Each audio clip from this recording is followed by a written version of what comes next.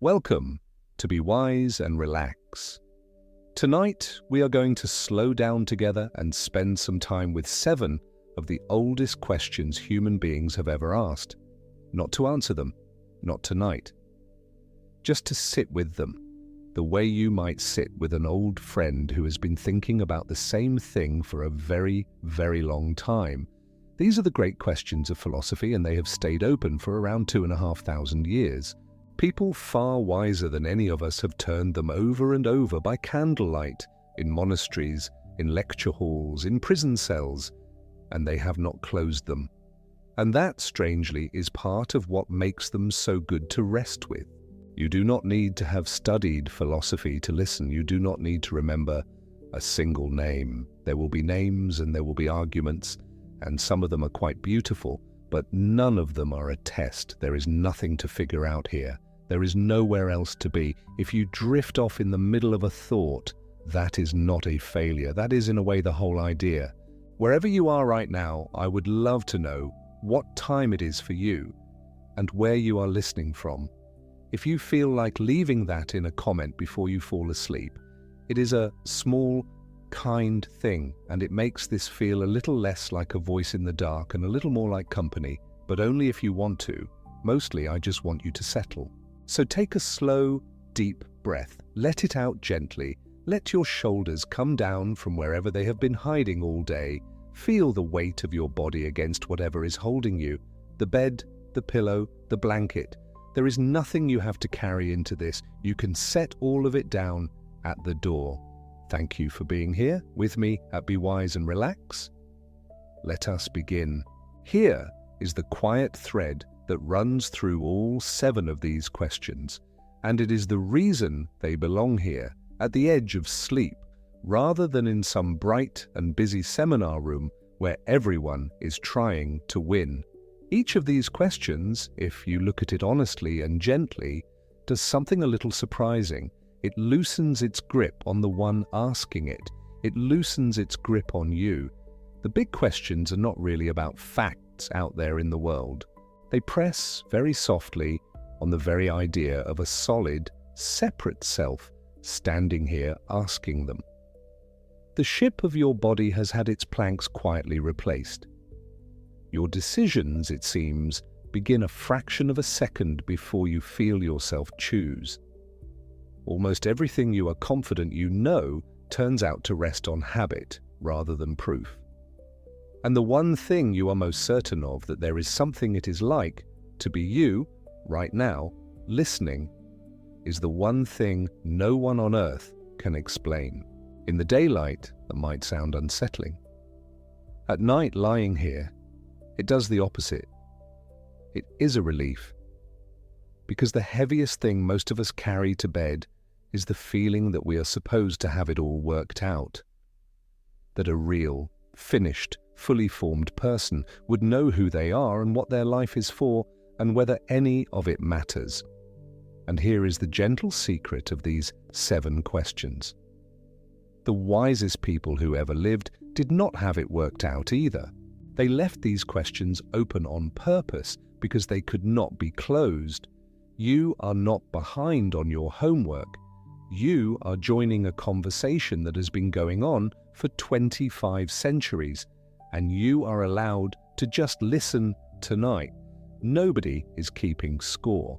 So let us walk into the first one slowly. It is perhaps the simplest sentence and the deepest one, both at the same time. Why is there something rather than nothing? Sit with just the shape of that for a moment. Not the answer, the shape. Why is there anything at all? Why is there a universe, a galaxy, a planet, a room, a bed, a you? Why is there this great, humming, glittering pile of existence instead of a clean and silent nothing? The question, in this exact and famous form, comes to us from a man named Gottfried Wilhelm Leibniz, writing in the year 1714. Leibniz was one of those minds that seemed to do everything. He helped invent the mathematics of calculus. He designed calculating machines, and in a short piece called The Principles of Nature and Grace, he wrote a single line that has echoed ever since. He wrote, Why is there something rather than nothing? For nothing is simpler and easier than something. Let that line breathe a little, because it is doing something clever and gentle. Nothing is simpler and easier than something. Think about it the way you might think about a blank page versus a written one. The blank page requires no story, no ink, no choices. It just is empty. Emptiness asks nothing of anyone. To have something, anything at all, is more complicated than to have nothing. Nothing would have been the path of least resistance. The easy default, the state that needs no explanation, because there would be nobody and no thing there to need explaining. And yet here you are, somewhere, somehow, in a universe that did not have to exist, breathing in the dark, listening to a voice. The easy thing did not happen, the hard thing happened instead. There is something, there is a great deal of something, and nobody asked for it. When you feel the strangeness of that even a little, you are feeling exactly what philosophers have felt for centuries. A man named Martin Heidegger, lecturing in 1935, called this the fundamental question of metaphysics. The deepest question one can possibly ask. He thought that everything else, every smaller why, sat on top of this one. Why is there a sunrise? Why is there grief? Why is there music? Underneath all of them, holding them up, is the first and biggest why. Why is there a stage at all for any of this to happen on? Now here is the engine that drives the question, and it is worth understanding gently, because it is the reason the question will not let go of us. Leibniz believed in something he called the principle of sufficient reason. It is a long name for a very natural idea. The idea is simply this: everything that is has a reason for being. Nothing just happens for no reason at all. If you find a stone on a path, there is a reason it is there. The water carried it, or someone dropped it, or it broke off from a larger rock. If you find a clock, there is a reason. Someone made it. We live our whole lives by this principle without ever naming it. We assume that things have explanations. When something seems to happen for no reason, we do not shrug and accept it. We keep looking because we trust deep down that the reason is there to be found. But follow that trust all the way out, as far as it will go. If everything has a reason, then the whole of existence, all of it together, the entire pile of something, must also have a reason. And that reason cannot be inside the pile, because then it would just be one more thing that itself needs explaining. The reason would have to be outside the totality of everything, outside all of it. And the moment you say that, you can feel the ground tilt a little, because what could possibly be outside everything?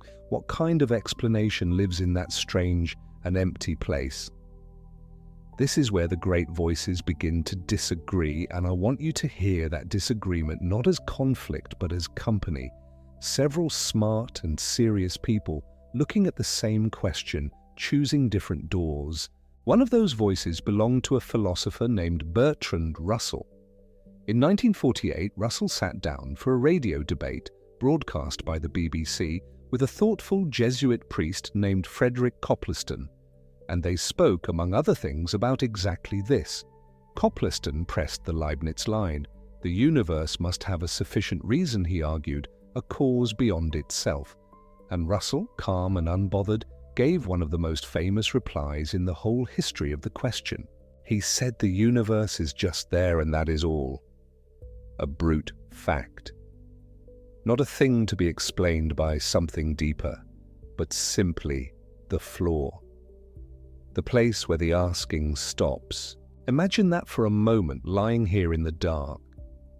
The idea that the universe might simply be, not for a reason, not because of anything.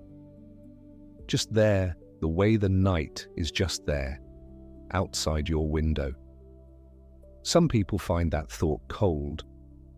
Others find it the most restful thought of all, because it means the asking can finally come to a halt. There is no infinite chain of reasons stretching down forever. There is just this, the great brute fact of it, and you are part of it. And you do not have to account for it any more than the moon has to account for itself. But the question has a subtler turn to it, a more modern one, and it is worth handling slowly because it is exactly the kind of place where easy answers like to sneak in. In recent decades, some physicists, among them a man named Lawrence Krauss, have suggested that nothing may not be as simple and easy as Leibniz thought. They point out that according to our best physics, empty space, the kind of nothing you might imagine between the stars, is never truly empty. It seethes.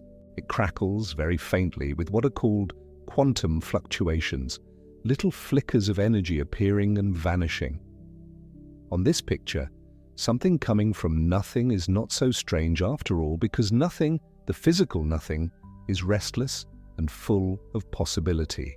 But here is where you need a careful and honest mind, and here is where this question rewards patience rather than excitement. Because philosophers have a gentle and devastating reply. They say yes, but that quantum nothing is still something. A space that fluctuates is still a space. Fields that flicker are still fields governed by laws. That is a far cry from the philosophical nothing, the absolute total absence, no space, no time, no fields, no laws, no rules, nothing whatsoever. The physics tells us a beautiful story about how something might arise from a very thin and minimal something. It does not, and perhaps cannot, touch the deeper question of why there is any something, even a quantum vacuum, even a single law, rather than the true and absolute blank. The mystery does not dissolve, it just steps back one room and waits. I find that oddly a comforting thing to know. That the question is not so easily disposed of, that the cleverest explanations, when you look closely, leave the real puzzle standing quietly in the corner, unbothered. There is one more voice I want to bring into the room tonight because it has a strange beauty to it, and it is the kind of thought you can fall asleep inside of. It belongs to a philosopher named Derek Parfit, a gentle and famously intense thinker who we will meet again later when we talk about whether you are the same person you were yesterday. Parfit looked at this question of something and nothing, and he reframed it in a way that opens it up like a wide night sky. He invited us to think of all the ways reality could have been. Not just this universe, but every possible total arrangement of things. He called these the global possibilities, and among all of them, there is one very special one. The possibility where nothing exists at all. He called it the null possibility, the empty option, the blank. And then there are countless other possibilities. The one where there is exactly this universe with these stars and these laws. The one where there is a slightly different universe. The one where there are many universes. An endless catalogue of ways that reality could have turned out. And Parfit asked a question so simple that it can take your breath away. Why was this one selected? Out of the null possibility and all the rest, why did reality land here? He wondered whether there might be some selector, not necessarily a person or a god, but some principle that picks one possibility out of all of them. Perhaps the simplest possibility tends to be real, perhaps the fullest one, the one with the most in it, perhaps the one with the most goodness. He did not claim to know which. He simply held the question up to the light and turned it, the way you might turn a stone you found on a beach, marveling that it exists at all, and that you are the one holding it. You do not have to follow every step of that to feel its shape. Just rest in the image, all the ways things could have been laid out like an infinite field in the dark. And somehow, for some reason or for no reason, this one is the one that is real. This one with you in it, this breath, this quiet. And now I want to offer you one last move within this first great question, and it is the gentlest one of all, the one that I think is the best of all to drift toward, sleep on. Some thinkers have noticed something almost playful hidden inside the question itself. To ask, why is there something rather than nothing, you need a questioner. You need someone to do the asking, and a questioner is, of course, something, a mind, a person, a breathing, wondering being. Which means there is no possible vantage point of nothing from which the question could ever be asked. If there truly were nothing, there would be no one there to be puzzled by it. No one to feel the strangeness. No one to whisper why. The question can only be asked from inside the something by a piece of the something, looking around at the rest of itself and wondering how it all came to be. So the question, in a way, gently turns back toward the one asking it. You are not standing outside existence, peering in and demanding an explanation. You are a part of existence that has, somehow, woken up enough to ask about itself. You are the universe, or a small warm corner of it, asking why it is here. The asking is not separate from the something. The asking is the something, marveling at its own unlikely presence. And that is what this first question does to the one who holds it. It does not give you an answer. It dissolves very softly the line between you and the thing you were questioning. There is no need, tonight, to stand apart and solve the existence of everything. You are allowed to simply be a part of it. A breathing part. A wondering part. A part that, for no reason it can name, gets to lie here in the dark and feel the sheer, improbable gift of there being anything at all to feel. Nothing is simpler and easier than something, Leibniz said. And yet here you are. Somewhere, somehow, breathing in a universe that did not have to exist.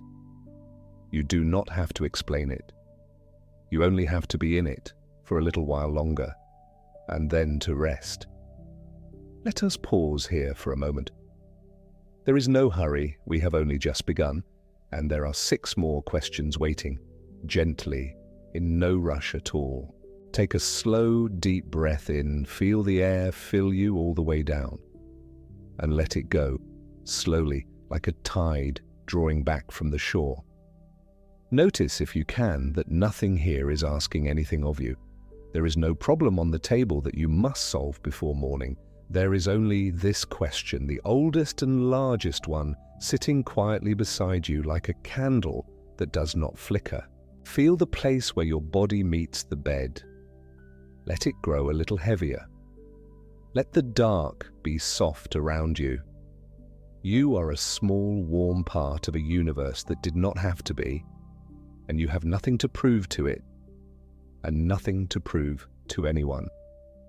The biggest question there has stayed open for centuries, and the world has gone on turning, and people have gone on sleeping under it, peacefully, the whole time. And when you are ready, in no hurry at all, we will continue together. We will turn next to a question that comes even closer to home. Not why there is something, but whether the something you call you is the same something it was yesterday, and the day before, and all the years before that. A ship, with every plank quietly replaced, sailing on under the same old name, but that is for in a moment. For now, just breathe, just rest, just let the first question keep you gentle company in the dark. Welcome to Be Wise and Relax.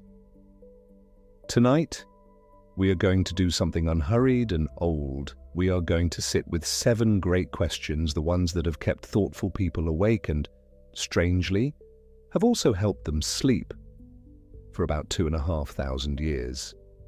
7 questions that no one has closed, not the wisest among us, not the cleverest. They are still open, still turning slowly in the dark, like the same few stars that everyone who ever lived has looked up at and wondered about. You do not need to have studied philosophy to be here. You do not need to remember a single name or follow a single argument all the way to its end.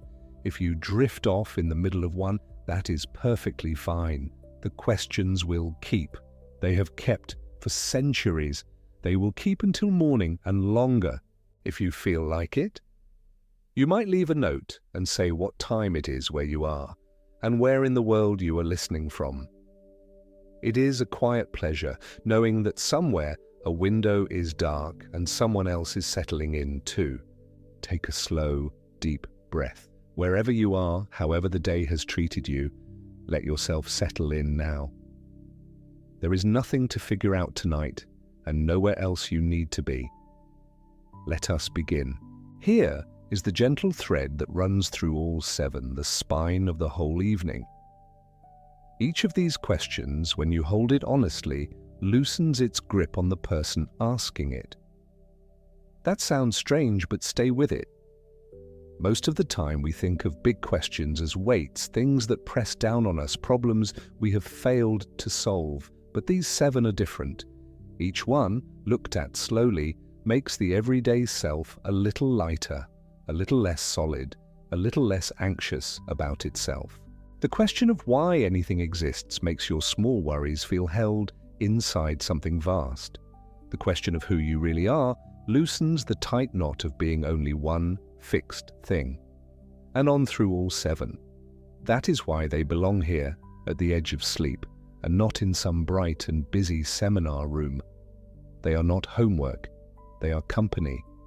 And the right place to meet them is exactly where you are now, half here, half already, drifting. The grip of the day beginning to ease.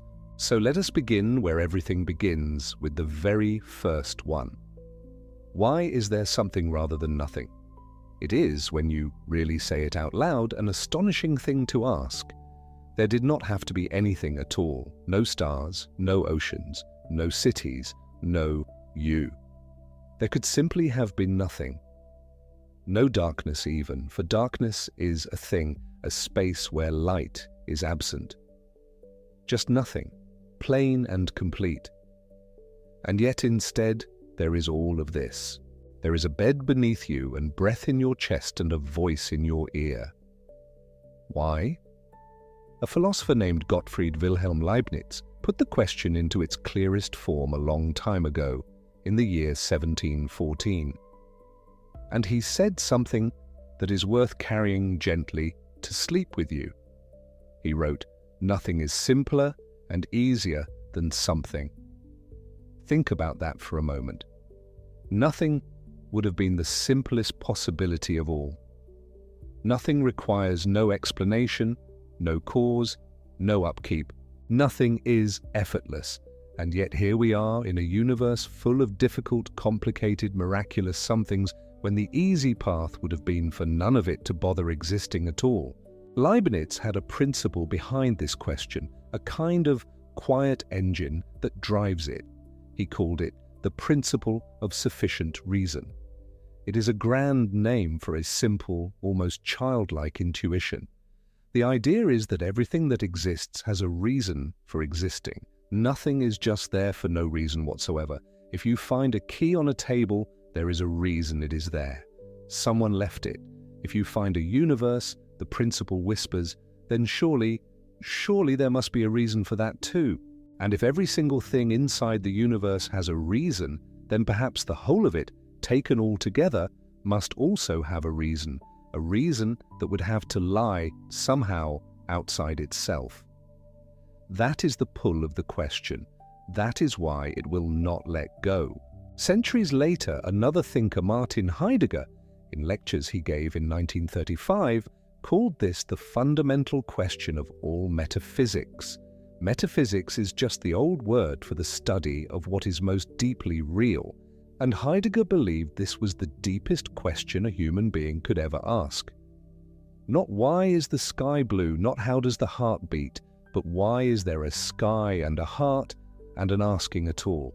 He thought everything else rested on top of this one question, the way a whole house rests on ground you rarely think about. Now you might expect that after all these centuries, someone clever would have simply answered it. They have not. But there have been beautiful attempts, and even the attempts are soothing to rest among. One reply is to gently refuse the question. Some thinkers have said that the universe is simply a brute fact. That is the actual phrase they use, a brute fact. It means a fact with no further explanation underneath it. It just is, and that is all. There was a famous conversation on the radio on the BBC in 1948 between two philosophers, Bertrand Russell and Frederick Copleston. And Russell, when pressed about why the universe exists, said, in effect, that the universe is just there and that's all, no reason behind it, no cause outside it. It simply is, and we must learn to live alongside that fact the way we live alongside the weather. There is a strange peace in that answer if you let it settle. Maybe the largest thing of all needs no excuse for being here. Maybe it is allowed to simply be the way you, right now, are allowed to simply be, without justifying yourself to anyone. Then there is a more modern twist, and it comes from physics, and it is a lovely thing to half understand as you drift off. Some scientists, the physicist Lawrence Krauss among them, have suggested that nothing, real nothing, may not even be stable.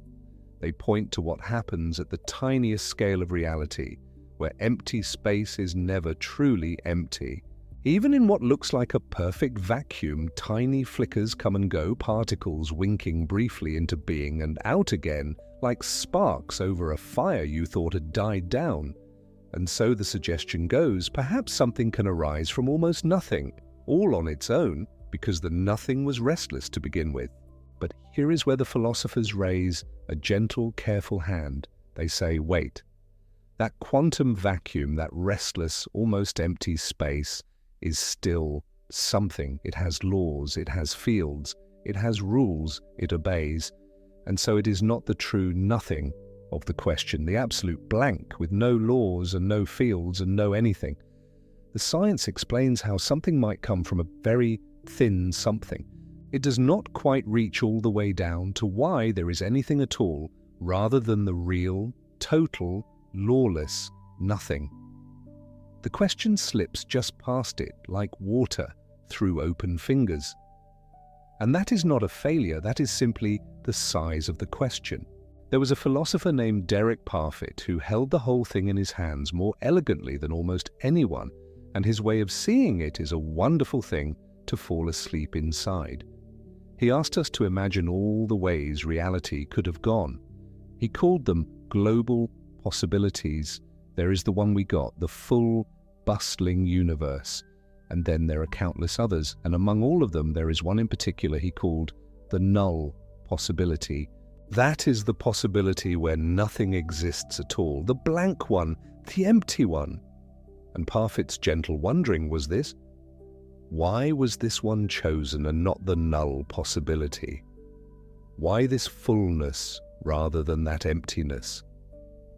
He even wondered whether there might be some deep principle, what he called a selector, that picks out which possibility becomes real. Perhaps reality leans toward simplicity, perhaps toward fullness, perhaps toward goodness. He did not claim to know. He only opened the door and let us look through it.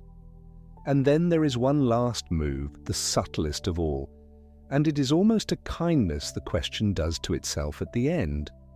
Some thinkers point out very quietly that the question may gently undo itself, because to ask why is there something, there has to be someone doing the asking, and that someone is, of course, a something. You cannot stand in the middle of nothing and be puzzled about it, because if there were truly nothing, there would be no you to be puzzled, no candle, no dark, no question. There is no vantage point of nothing from which to wonder. We can only ever ask this question from inside the very somethingness we are asking about, which means, in a strange and comforting way, the question carries its own answer folded up inside it. You ask why there is something, and the very fact that you can ask is the something answering back. So let it stay open. That is the whole gift of it. Nobody has closed this question, not Leibniz, not Heidegger, not Russell, not Parfit, not the physicists with all their instruments. It is still here, still wide open, 3 centuries and more after it was first asked so clearly, and the world has gone on existing the entire time, untroubled, abundant, here. You are not behind on it. You are not failing to solve it. You are simply one more warm and breathing part of the something, lying in the dark, keeping the oldest question gentle company. Let us pause here for a moment. There is no hurry at all. Take a slow, deep breath in, let it fill you all the way down to the bottom of your lungs and let it out slowly, like something setting down a weight it has carried all day. Notice the quiet around you. Notice that the great question we have just held has asked nothing of you. It did not need your answer. It only wanted your company, and you have given it simply by listening. Feel the bed beneath you holding all of your weight so that you do not have to hold any of it yourself. Let your shoulders soften. Let your jaw loosen. You are a small, warm something in a universe that did not have to exist. And you have arrived here anyway tonight, breathing, resting, alive. That is enough. That is already so much more than nothing. And when you are ready, in no hurry whatsoever, we will turn together to the next question, the one that comes a little closer to home. The question we arrive at now is in some ways the most personal of all the 7. It does not ask about the cosmos or the distant origins of existence. It asks about you. Specifically, it asks whether there is a you that persists, whether the person reading or listening or drifting now is the same person who was born, who was a child with certain fears and certain joys, who first fell asleep in some other bed, in some other room, a long time ago. Are you the same person over time? And the question, once you let it land, is stranger than it sounds. Let us begin with a ship. In the ancient city of Athens, they kept a ship. Not an ordinary ship, but a famous one. The ship that, according to the old stories, Theseus had sailed on his great voyage to Crete, the voyage from which he returned alive when so many others had not. The Athenians loved that ship. They preserved it in the harbour, maintaining it as a monument, a relic, a piece of their history, made physical, wood and rope and sail. And because they loved it and because wood decays, they began replacing the planks.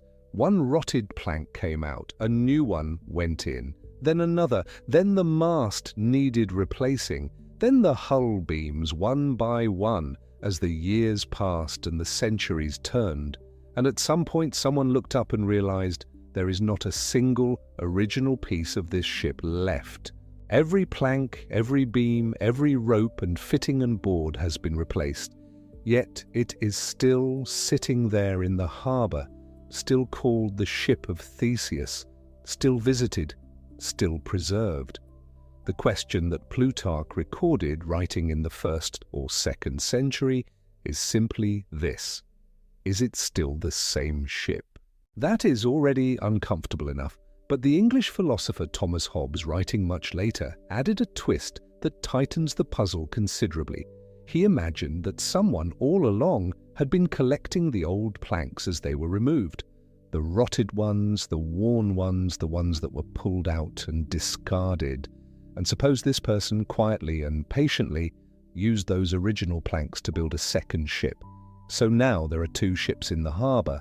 One has the original form, the original continuity of place, the original name, the original history, but none of the original matter. The other has all the original matter, the very boards and beams that Theseus himself may have touched, but assembled later in a different place, with none of the unbroken history of presence. Which one, Hobbes asked, is the real ship of Theseus? Put it down for a moment, let it breathe, and notice what you feel, because most people feel something, a kind of gentle vertigo, a sense that the question is pulling at something they thought was solid. Now consider that you are, in some important sense, that ship. John Locke thought carefully about this, writing in 1689 in his essay concerning human understanding, and Locke was not willing to locate your identity in your body, in the physical stuff of you, because the physical stuff changes just as the planks of the ship change, nor was he satisfied with the idea of an immaterial soul, because a soul, he pointed out, is not something we can directly verify or trace. What actually makes you you, Locke argued, is memory. It is psychological continuity. You are the same person you were 10 years ago because you can remember being that person. There is a chain of connected experiences, of recollections reaching back through time, and that chain is what personal identity consists in. He illustrated the idea with a thought experiment that has stayed in the conversation for 3.5 centuries. Imagine a prince, Locke said. A person with a prince's memories, a prince's consciousness, a prince's entire inner life of recollections and self-knowledge. Now suppose that this prince's consciousness, this whole architecture of memory and identity, were to wake up one morning inside the body of a cobbler, a shoemaker, an ordinary working man. The body belongs to the cobbler. But the person, Locke argued, is the prince, because the person is wherever the memories are. The body is just the vessel. The self travels with the thread of consciousness and recall. It is a beautiful idea in its way, and it does capture something real about how we feel our own identity. When you think about yourself, you think about your history, your memories, your sense of having been someone continuous through time. The self feels like a story told from the inside. But Thomas Reid, a Scottish philosopher writing about a century after Locke, found a crack in this picture, and he illustrated it with what has become known as the brave officer paradox. Imagine, Reid said, a young boy who is flogged, punished physically, for stealing apples from an orchard. Years later, that boy has grown into a young soldier who has fought bravely in battle and received a commendation for his courage. And years after that still, the young soldier has become an old general, decorated and distinguished, looking back on a long life. Now the old general can remember being the young soldier standing on the battlefield, earning his commendation. And the young soldier at the time could remember being the boy standing in the orchard, receiving the punishment. But the old general cannot remember being the boy at all. That memory is simply gone. Here is the problem. If Locke is right that identity consists in memory, then the young soldier was the same person as the boy because he remembered being him. And the old general was the same person as the young soldier because he remembered being him. But the old general is not the same person as the boy because he cannot remember being him. And yet, logically, if A equals B and B equals C, then A must equal C. The chain of memory, it turns out, does not always behave as a chain. It has gaps, it breaks, and those breaks seem to undermine the very thing Locke was counting on. This is the kind of problem that keeps philosophers up at night, though perhaps in our case it is the kind that gently eases us towards sleep, the way a question you cannot solve becomes, at last, something you can simply set down. Derek Parfit picked this problem up and carried it somewhere remarkable. Parfit was a British philosopher who spent much of his life thinking about personal identity, and his great work, Reasons and Persons, published in 1984, contains one of the most disorienting thought experiments in the entire history of philosophy. He called it the teletransporter.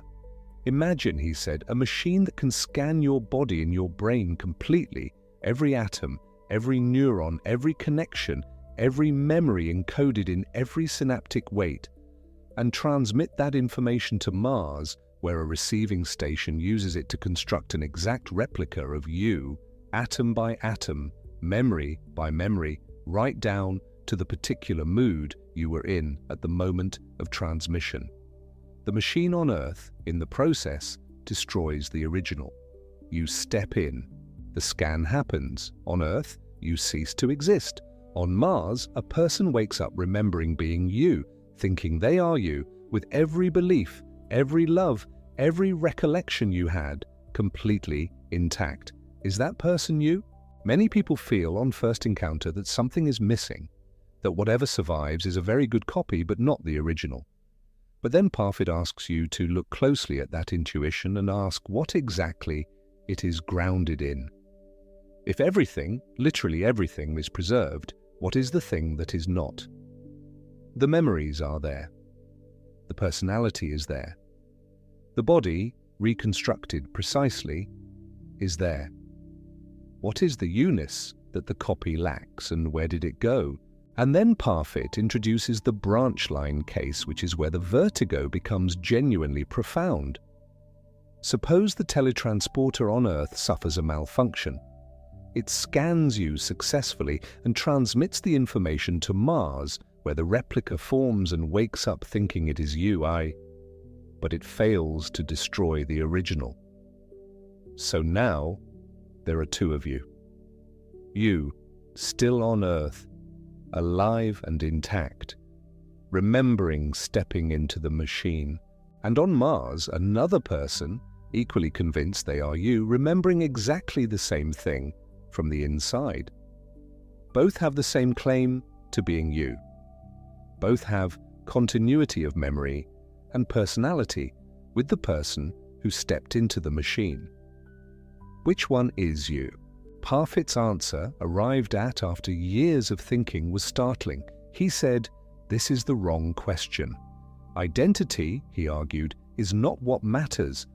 What matters is psychological continuity and connectedness, the degree to which your future self shares memories, intentions, desires, and personality with your present self. And these things can come in degrees. They can even, in principle, branch. What we call identity is a simplified story we tell about something that is actually more fluid, more gradual, more processual than any sharp boundary could capture.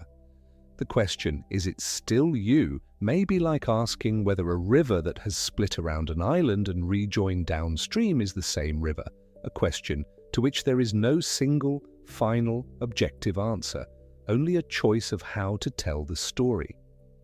David Hume came to something adjacent, though by a different route. Hume was Scottish, writing in 1739 in his great treatise of human nature, and he tried something that philosophers sometimes do, which is to go looking inside experience for the thing we believe exists. He looked very carefully for the self. He tried to catch himself, as he put it, directly, without any thought or perception in the way. And he never found it. Every time he turned his attention inward, he found a perception, a sensation, a feeling, a thought, an image, but not a self separate from all those things, not a witnessing entity behind them. What he found instead was, in his words, nothing but a bundle or collection of different perceptions which succeed each other with inconceivable rapidity and are in perpetual flux and movement. The self, on Hume's account, is not a thing that has experiences. It is the experiences bundled together flowing. The light that lights the room is not a separate lamp hiding behind the furniture. The light is just the light. There is a tradition that arrived at something very close to this more than 2,000 years before Hume. The Buddhist teaching of anatta, a Pali word that means, quite simply, not self, holds that what we take to be a permanent, unified self is in fact a collection of changing processes, form, sensation, perception, mental formations, and consciousness, all arising and passing away in constant flux. The self, on this view, is not a fixed thing being carried through time. It is more like a river or a flame or a piece of music, something that is constituted by movement, not by any fixed substance underneath. What is remarkable is that Hume and the Buddhist tradition arrived at almost the same place, one through introspective philosophy in 18th century Edinburgh, and the other through centuries of meditative inquiry in ancient India. The convergence is not proof that they are right, but it is a certain kind of comfort. The kind that comes from realizing that the question you are sitting with at the edge of sleep is one that two of the most careful traditions of human inquiry have both turned over for a very long time, and neither has found the solid self they were looking for. And this brings us to the small popular myth worth gently correcting before we move on, because it bears on this question in a quiet way. You may have heard that your body replaces every cell every 7 years, that the physical you is entirely new material within that span. It is a comforting idea in a way, and a troubling one, and it has traveled a long way through popular culture on the basis of being approximately evocative rather than precisely true. The reality is more interesting. Your body does replace an enormous number of cells continuously. Blood cells, skin cells, cells lining the gut. These are replaced on timescales of days to weeks, but some cells are with you for your whole life. The neurons of your cerebral cortex, the outer layer of your brain, the seat of so much of what makes you cognitively you, largely persist from shortly after birth until death. They do not divide and replace themselves the way skin cells do. The cells through which you are, in some physical sense, thinking this thought right now may be as old as you are, and the enamel of your teeth does not regenerate at all. The lens cells of your eye at its very center were there before you were born. So you are not entirely new stuff. You are a strange mixture. Some of you is very old and very still, and some of you is changing every few weeks. The literal fabric of what you are made of does not have a single replacement schedule.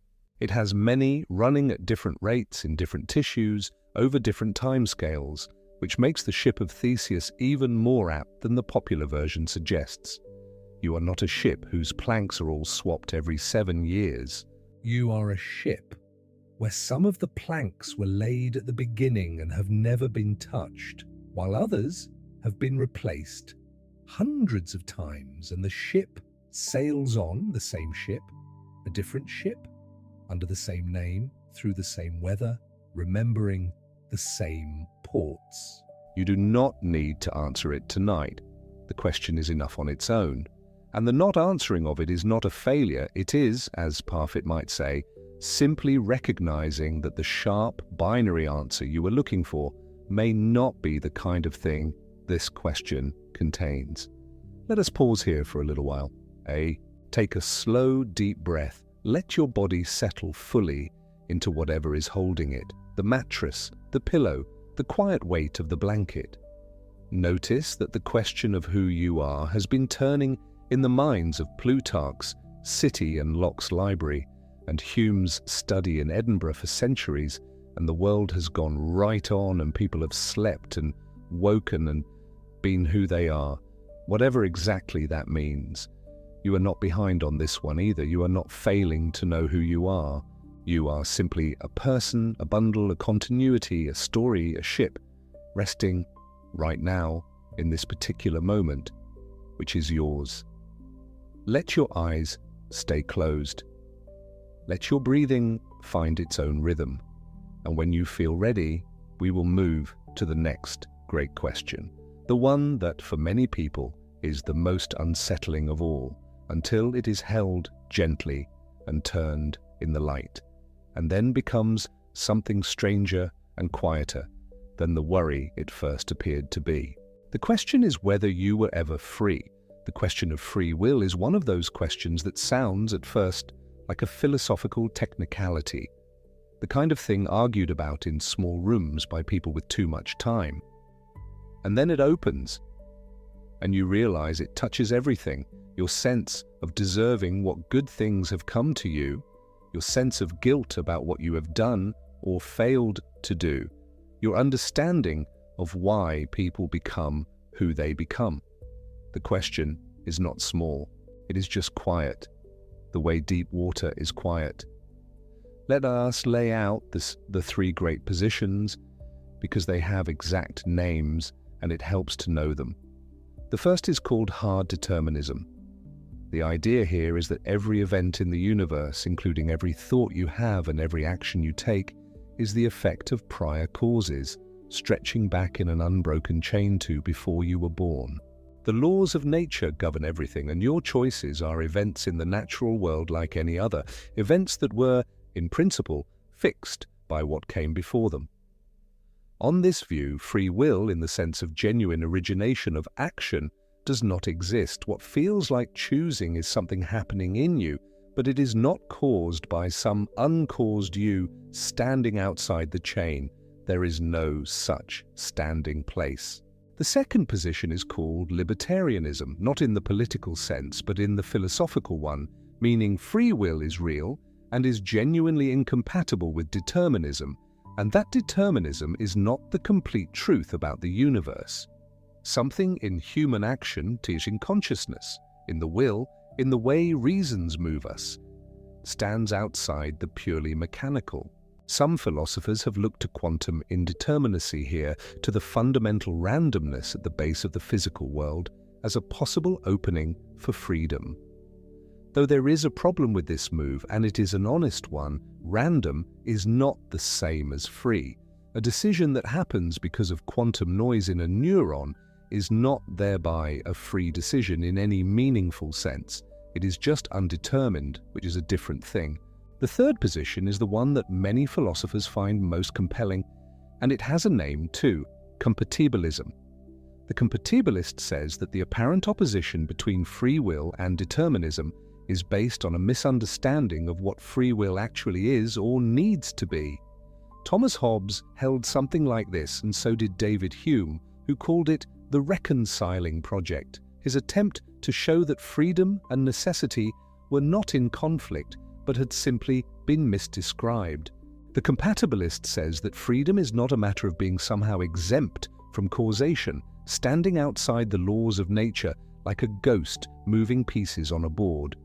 Freedom is acting in accordance with your own desires and reasons, without external compulsion. You are free when you do what you want to do because you want to do it, even if the wanting itself has a causal history.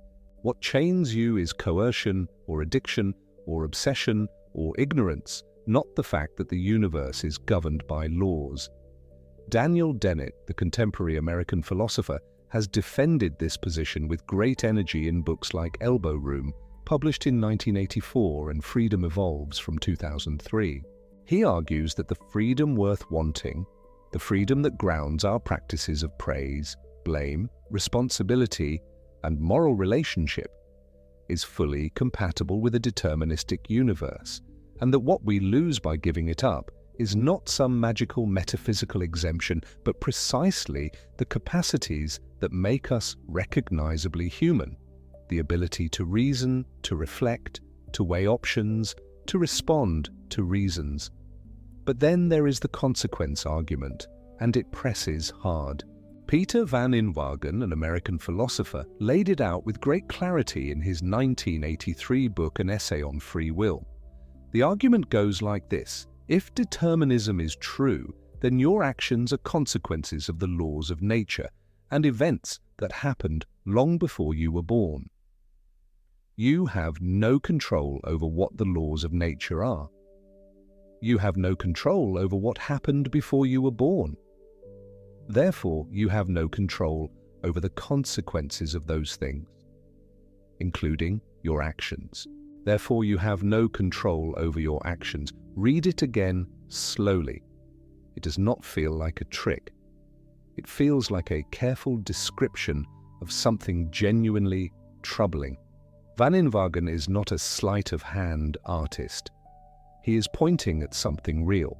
If the chain runs all the way back, the sense in which you could have done otherwise seems to vanish, and the sense in which you could have done otherwise has traditionally been central to what we mean by moral responsibility. You only deserve blame for what you could have chosen not to do. And then, just when you might have settled into the discomfort of this, there is the experiment. In 1983, a neuroscientist named Benjamin Libet ran a now famous series of experiments. He asked people to flex their wrist whenever they felt like it, and to note the position of a dot moving around a clock face at the moment they first felt the urge to move. He also attached electrodes to their scalps to measure the electrical activity in their brains. What he found was that the brain showed a characteristic buildup of electrical activity, a signal now called the readiness potential, approximately 300 to 500 milliseconds before the subjects reported the conscious decision to move. 300 to 500 milliseconds is not a long time, but it is enough. It means the brain was, in some measurable sense, already underway toward the action before the person felt they had decided to act. The popular version of this finding is that it proves the brain decides before you do, that it demonstrates free will is an illusion, a story your consciousness tells about events that were already in motion before it arrived. And this version of the experiment has traveled very far, appeared in countless articles and documentary films, and lodged itself in the cultural imagination as one of those scientific results that seems to settle a philosophical debate. But the story is not that simple, and the more careful version is actually more interesting. Leibniz himself did not think his experiment abolished free will. He proposed that while the initiation of the movement began unconsciously, there might still be a window, a brief moment, in which conscious awareness could intervene and veto the action. He called it free won't rather than free will. The capacity not to act, even after the process has begun, might itself be a kind of freedom. And then, in 2012, a researcher named Aaron Scherger, working with colleagues, reanalyzed the readiness potential and proposed something that shifted the picture again. Scherger argued that what Leibniz had been measuring was not a hidden predecision, not the brain secretly deciding before the mind knew. It was something more like neural noise, the random fluctuations in brain activity that constantly occur, sometimes drifting, by chance, above a threshold that then triggers movement. When Leibniz subjects were told to move whenever they felt like it, they moved at the moment a random fluctuation happened to reach that threshold. The readiness potential, on this interpretation, is not the footprint of an unconscious choice, but the pattern of random noise crossing a line, not a ghost deciding before you do, just physics doing what physics does. The experiment does not, on this reading, prove that free will is an illusion. It may prove only that certain kinds of simple, spontaneous, low-stakes movements are not initiated by a deliberate, conscious intention, and no one was arguing that every single wrist flex begins with a studied deliberation. The interesting cases, those are the ones where free will seems to matter most, where you sit with a decision, weigh it, argue with yourself, choose, were not what Leibniz was testing. Harry Frankfurt, an American philosopher, added another angle in 1969. He constructed what are now called Frankfurt cases, thought experiments designed to show that moral responsibility does not require the ability to have done otherwise. Imagine someone who has secretly arranged that no matter what you do, they will ensure you make a particular decision, but they will only intervene if you are on the verge of deciding differently. And you never are. You make the decision on your own and the secret mechanism never activates. Are you responsible? Most people's intuition is yes, and yet you could not have done otherwise in the sense that there was a mechanism in place that would have prevented it. Frankfurt cases are contested. Philosophers have spent decades finding objections and constructing counterexamples. But the debate they opened is important. The connection between freedom and alternatives may be looser than it first appeared. And then there is Galen Strawson, a British philosopher, different from P.F. Strawson, his father, though both worked on freedom and responsibility, who offered what he called the basic argument. It runs like this. The way you act is a result of how you are.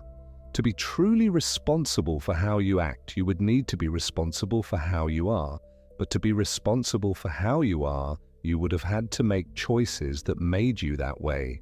And to be responsible for those choices, you would have needed to be responsible for how you were at the time of making them. And so on, forever. The chain of responsibility, if taken seriously, requires an original self-creation that is simply impossible.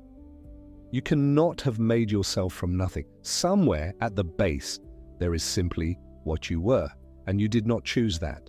Set the argument down. Do not try to solve it. Notice what it does, which is less like an attack on something you have and more like a loosening of something you were gripping without knowing you were gripping it.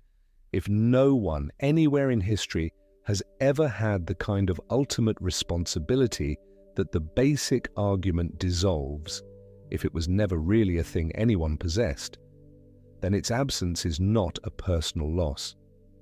It is just clarity about what the territory always was. The Stoic philosophers had an image for this. Chrysippus, one of the ancient Greek Stoics, described a dog tied to the back of a moving cart. The cart goes where it goes. That is necessity, the laws of the world, the great chain of cause. The dog can walk willingly alongside, matching its pace to the cart's, going more or less in the direction that the cart is going, finding its own way within the path. Or it can resist and be dragged. The cart goes to the same place either way, but there is a difference, a real difference, between walking and being dragged. And Chrysippus thought that difference was freedom, or at least the only freedom worth having, the freedom to meet what comes with your own nature, to be who you are in relation to what the world presents, rather than being at war with a necessity you cannot change. It is not the freedom of the uncaused cause. It is not the freedom of standing outside time and choosing which universe to step into, but it is something. The Stoics were not naive about the constraints we live inside. They were simply very clear about what kind of freedom remains within them, and very serious about the practice of inhabiting that kind of freedom well. Where does this leave the question of whether you were ever free? Still open, as all 7 of these questions will stay. There are serious philosophers who hold hard determinism and think that while moral responsibility needs to be reconceived, the reconception is possible. There are serious philosophers who hold libertarianism who think some aspect of conscious choice genuinely opens possibilities that were not there before. There are compatibilists who think the whole dispute rests on a confused picture of what freedom requires. And all of them are careful, all of them have reasons, none of them has definitively ended the conversation. What is striking, held lightly in the dark, is that the question of your freedom is entangled with the question of who you are. The ship whose planks may all be new, the bundle of perceptions Hume found, the continuity of memory Parfit examined. If there is no single, stable you that persists through time, who is the entity that was or was not free? And if the choices you make are causally continuous with who you were, with the particular arrangement of experiences and memories and neural patterns that constitutes whatever you are, is that continuity a kind of bondage or a kind of self-expression? The questions do not fight each other. They nest inside each other like rooms inside rooms, and exploring them here, in the dark, at the edge of sleep, they have a quality that is hard to name, something between loosening and deepening, the way it feels to let a muscle finally stop holding. Let us rest here again for a moment. Take a breath in, slow and full, and let it go. Notice the quality of the room or the night, wherever you are. The particular quality of quiet that comes at this hour, when most of the world's noise has subsided. Notice that these great questions, whether you are free, who you have been through time, are being asked right now, tonight, by the same kind of mind that has been asking them for thousands of years, and finding them beautiful and unanswerable, and somehow restful in that unanswerability. You are not behind on whether free will exists. You are not failing to resolve whether you are the same person you were at 7 years old. These are questions the finest minds in 2.5 millennia have lived inside without closing. You have simply joined them tonight for a little while in the asking. Let your body be heavy. Let whatever you are carrying be set down here, in this breath, in this pause. You do not have to be certain about who you are or how free you are to rest. You only have to be here, breathing, which you are, and when you are ready, we will go on together to the question that is perhaps the most personal of all the remaining ones. Not who you are, and not whether you chose, but what any of it is for. What makes a life meaningful? It is a question you might ask in a quiet moment without even recognizing it as philosophy. You might feel it on a Sunday afternoon that is somehow both pleasant and hollow. You might feel it in the middle of work you are good at, or at the end of a year in which you accomplished nearly everything you set out to do and still found yourself, one ordinary evening, putting down a cup of tea and thinking, but what for exactly? What, underneath all of it, is this for? You are not the first. And the philosophers who have spent their lives on this question have not left it tidier than they found it, but they have left something, maps of the terrain, if not a destination. And in the small hours, maps can be more comforting than answers. You don't need to arrive anywhere, you only need to know where you are. Let us look at the terrain together.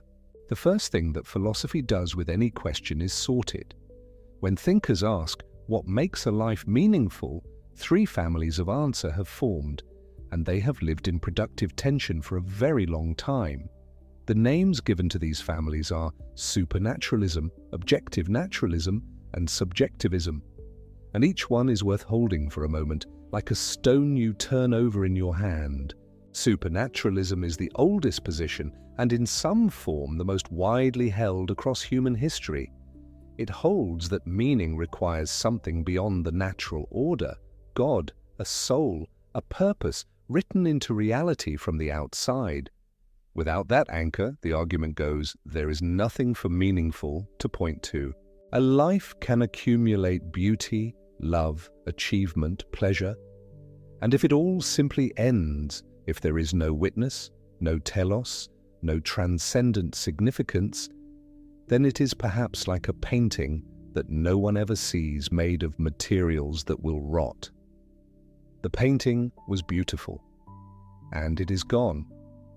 Supernaturalism says, without a permanent ground, something essential is missing. This is not a position to dismiss. Many very serious minds have held it, and the sleep listener lying here tonight need not resolve it. Simply notice it. The deep human instinct that meaningful must mean connected to something larger, something that does not end. But philosophy does not let any position rest unchallenged for long. Objective naturalism says you don't need the supernatural anchor because there are real goods in the natural world, things that are genuinely worth caring about, independently of whether anyone happens to care about them. Truth, beauty, the love of other people, the accomplishment of something difficult and real. These matter, in this view, not because God endorses them, not because you find them pleasant, but because they are simply, objectively valuable. A mathematician who solves a beautiful proof has done something meaningful because the proof is genuinely elegant, genuinely illuminating.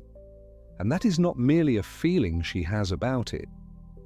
It is something about the proof itself.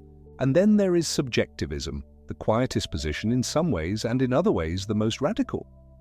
It holds that meaning is not handed down from outside and not embedded in mind-independent goods, but constructed from the inside. What makes your life meaningful is what you genuinely care about, what engages your deepest attention and commitment.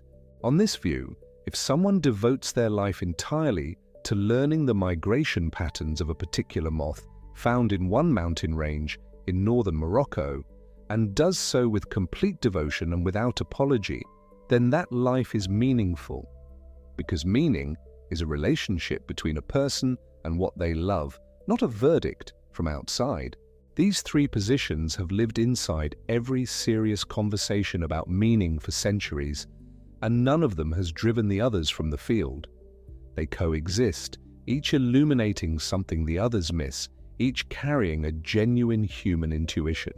But a philosopher named Susan Wolf, in her 2010 work on meaning, offered something that has a quality of rightness to it, a formula not as a resolution, but as a way of mapping the tension. Woolf wrote that meaning arises when subjective attraction meets objective attractiveness, not just passion alone, not just cold external value alone, both together in the same direction. Think of it this way: you could spend your entire waking life doing something you genuinely love, and it might matter to no one and change nothing, and engage with nothing beyond your own enjoyment. Pure passion is warm. But Woolf suggests it is not quite enough for meaning. On the other side, you could dedicate yourself entirely to a task that is objectively important, feeding the hungry, advancing a cure. But do it from duty alone, without any spark of genuine love or engagement. Cold virtue is admirable, but Woolf suggests it too is missing something. What meaning seems to require in Woolf's careful reading is the meeting. When you love something genuinely worth loving, when your subjective pull and the objective pull of the thing are both real, both present, both in contact, the scientist who loves her mathematics and whose mathematics does something true and real in the world, the parent who loves her child and whose love actually helps that particular irreplaceable child flourish, the carpenter who loves the wood and whose care for the wood produces something solid and beautiful that will hold. That meeting, subjective attraction, objective attractiveness, is not guaranteed. Not everyone finds it. And perhaps part of what makes the question so persistent is that we can feel the gap when we are living on one side of it without the other. There is a thought experiment that pries at this question from another angle. It was proposed by the philosopher Robert Nozick in his 1974 work, and it goes by the name The Experience Machine. Imagine a machine, Sam, and you have to take it seriously because it is designed to work perfectly. The machine can give you any experience you wish. You plug in, and from that moment on, you live in a world indistinguishable from reality. Rich, textured, exactly as vivid as the life you are living now. You fall in love, you create things, you feel satisfaction, accomplishment, joy. You have friendships, adventures, moments of profound peace. And none of it is real. You are floating in a tank, electrodes on your skull, dreaming the life the machine has generated for you. The machine is reliable. It has never malfunctioned. The dream life it gives you will be, by every subjective measure, better than the actual life you would otherwise live. More pleasure, less pain, more of whatever you find most desirable. Would you plug in? Nozick observed, and this is the quietly devastating thing about the thought experiment, that most people say no, and when they try to say why, they discover something about themselves. They do not just want the feeling of doing things, they want to actually do them. They do not just want the experience of loving someone real, they want to love someone who is actually there. They do not just want to feel that they matter, they want to actually matter in a world that is actually there, to people who are genuinely present. If meaning was simply a matter of pleasant experience, of subjective states, the experience machine should be irresistible. It is the perfect subjective experience machine. The fact that almost no one wants it suggests something important. We care not only about how our lives feel from the inside, but about what they actually touch, what they are actually connected to. We want contact with reality, not just the sensation of it. Nozick's machine is almost 2 generations old now, and it has lost none of its bite. If anything, in a world of increasingly immersive technologies, of experiences curated for maximum engagement, of lives that can be spent almost entirely inside simulations of connection and accomplishment, it has grown sharper. The question it poses has not changed. What are you actually trying to reach when you reach for meaning? There is another philosopher who approached the question from a different direction entirely, not by designing a thought experiment, but by sitting with the silence that arrives when all the usual answers fall away. Albert Camus was not primarily a philosopher in the academic sense, but the question of meaning was the center of his life's work. In 1942, in the middle of a world war that had already demonstrated with some thoroughness that the universe did not care about human dignity, Camus published The Myth of Sisyphus, and in its pages he named something he called the absurd.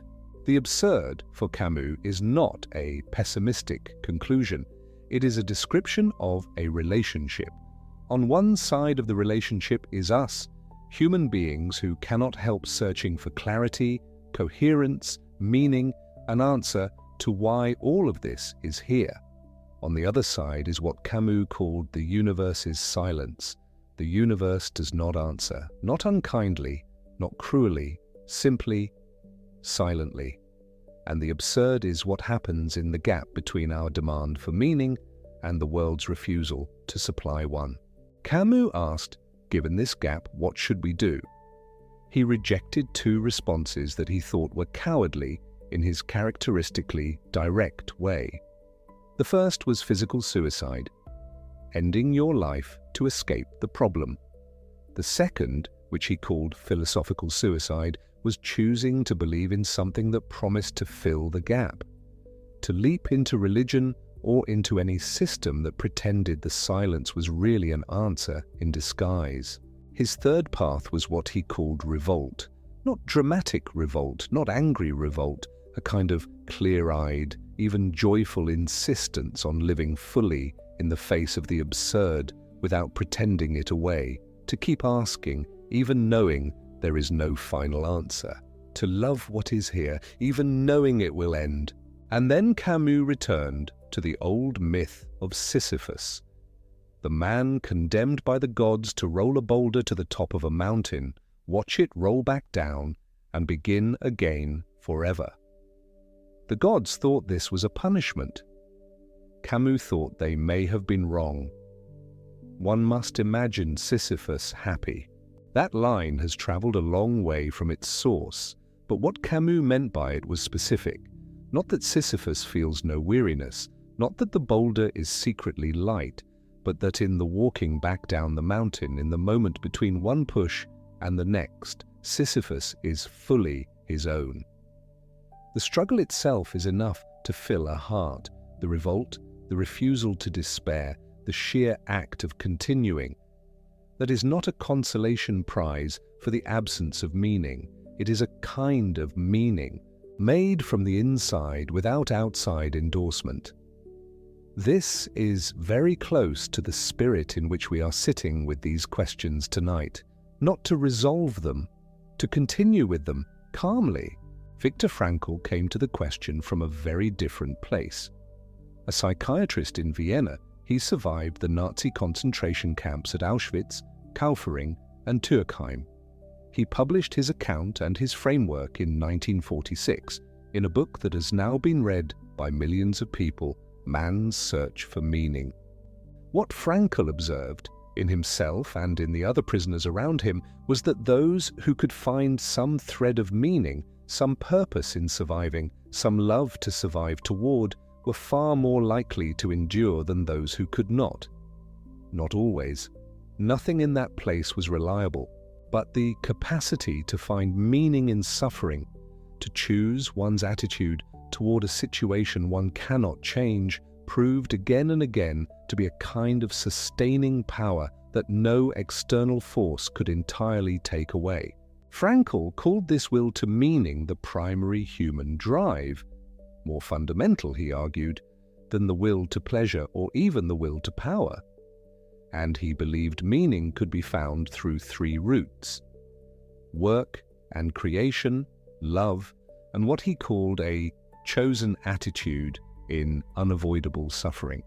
The third route is the most astonishing. When everything else is taken, right? When you cannot change your situation, when you cannot work, when you are separated from those you love, you still retain the freedom in some small inward space to choose how you stand in relation to what is happening to you. That freedom, Frankl said, is the last human freedom, and it is real even when all others are gone. You do not have to have been in a concentration camp to feel the truth of this. Most of us have known in far smaller ways the difference between carrying a difficulty with a certain kind of grace and carrying it as something that defines and defeats you. The smallest version of Frankl's insight is available to anyone in any ordinary night. Thomas Nagel, whom we met earlier looking at determinism and meaning, also wrote directly on the question of meaning in a 1971 essay simply called The Absurd, and he arrived at a place that is, in its quietness, enormously restful. Nagel agreed with Camus that the absurd is real, but he located it differently. For Nagel, the absurdity of human life comes from a particular capacity that we have, and that is very strange. The capacity to step outside ourselves and view our own lives from what he called the sub specie aeternitatis, which is Latin for under the aspect of eternity, or as one might translate it more gently, from the standpoint of forever. From inside your life, the things you care about feel urgent, real, important. Getting to the appointment, finishing the work, tending the relationship. From inside, it all matters. But you can, at any moment, take a single step back, philosophically, imaginatively, and find yourself looking at your life from a very great distance. And from that distance, your particular concerns, your specific projects, the entire brief span of your existence against the backdrop of a universe that is 13 some billion years old and expanding, from that distance, it is very small, very quiet, perhaps a little like looking at a city from an airplane. All those windows, all those lives, all that urgency, and from up here, silence. Nagel's point is that both perspectives are real. The one from inside is real. The one from the airplane, from the vast distance, is also real. And the human condition is to live in both at once, with no way to fully choose one or the other. We are creatures large enough to see our own smallness. That is the absurd. And Nagel's counsel, like Camus but quieter, is irony, not despair. The recognition that you are, from the perspective of eternity, an extremely small and brief event in an indifferent cosmos. This recognition, Nagel suggests, should not destroy you. It can make you a little lighter. The subspecie aeternitatis view is not a verdict, it is a perspective. And perspectives that reveal our smallness can, held gently, be a great relief. You do not have to carry the weight of cosmic significance. You only have to live your particular life in your particular brief time. Long before any of these philosophers, there was Aristotle. And Aristotle's approach to meaning was entirely different. Not a reckoning with the absurd, not a thought experiment, not an encounter with silence. It was almost the opposite, an extremely detailed, careful, almost practical inquiry into what it looks like when a human life is going well. Aristotle used a word that we translate badly as happiness, eudaimonia. The translation is not wrong, but it is thin. The Greek word carries something different. Flourishing, perhaps, or living well, or the full actualization of what a human being can be. Eudaimonia is not a feeling, it is not a pleasant, subjective state. It is more like the condition of a plant that is growing in good soil, with sufficient light, exercising all of its capacities, unfolding into what it is. In his Nicomachean Ethics, Aristotle argued that eudaimonia is the highest human good, not because it is pleasant, though it often is, but because it is complete. A life of eudaimonia is not a life of continuous excitement, or of moment-to-moment happiness, or of accomplishing particular goals. It is a life lived in accordance with virtue, with courage, justice, generosity, wisdom, and with the full use of reason, which Aristotle took to be the distinctively human capacity. The distinction between happiness in the modern sense and eudaimonia in Aristotle's sense is more than semantic. A person can be quite happy, comfortable, satisfied, pleasant in their days, and not flourishing in Aristotle's sense. And a person can be flourishing, genuinely exercising their capacities, and living with virtue and depth while enduring considerable difficulty and pain. Eudaimonia is what a complete human life looks like when it is being fully itself. It is not the absence of suffering, it is a kind of quality, a certain way of inhabiting your life. This is a very old idea, but it keeps returning in different clothing in nearly every serious inquiry into meaning. The shape of it appears in Frankl, in Woolf, even in Camus. There is something about being fully what you are, using what you have, engaging with what is real, caring about something genuinely worth caring about, that resists being dismissed as merely pleasant, merely subjective, merely temporary. A researcher named Roy Baumeister, along with colleagues, published a study in 2013 that drew a careful distinction between a happy life and a meaningful life. What they found across their data was that happiness and meaningfulness correlated, but imperfectly, and in interesting ways. Happiness, in their analysis, was tied to getting what you want, to having needs met, to being healthy, to spending time doing what you enjoy, to being relatively free of worry. Happiness is, in this sense, present-focused. It asks, am I well right now? Meaningfulness was different. It correlated with giving, not taking, with connecting your past, present, and future into some kind of coherent story, with parenting, which tends to decrease moment-to-moment happiness considerably, and with pursuing goals that involve sacrifice. Meaningfulness also correlated, interestingly, with higher stress and more worry. A meaningful life is not a comfortable life necessarily. It is a life that feels pointed in a direction, connected to something beyond the present moment, woven into a larger fabric. One of the most striking findings: the happiest people reported thinking about their lives less than those who rated their lives as highly meaningful. Meaning involves reflection. It involves sometimes wrestling. It is not given to you in the way that a pleasant afternoon can be given. It is, in some sense, constructed, earned, chosen, even if what you are choosing is already there, waiting to be cared about. And then there is Tolstoy. Leo Tolstoy, who by 1882 was one of the most celebrated writers in the world. He had written War and Peace. He had written Anna Karenina. He was healthy, his family was well, his estates were prosperous, he was loved and admired. And he was, by his own account, in a memoir he called A Confession, sitting in a paralysis of meaninglessness so complete that he could not trust himself with a rope or a gun for fear of what he might do. The question that had opened under him was simple. What for? What then?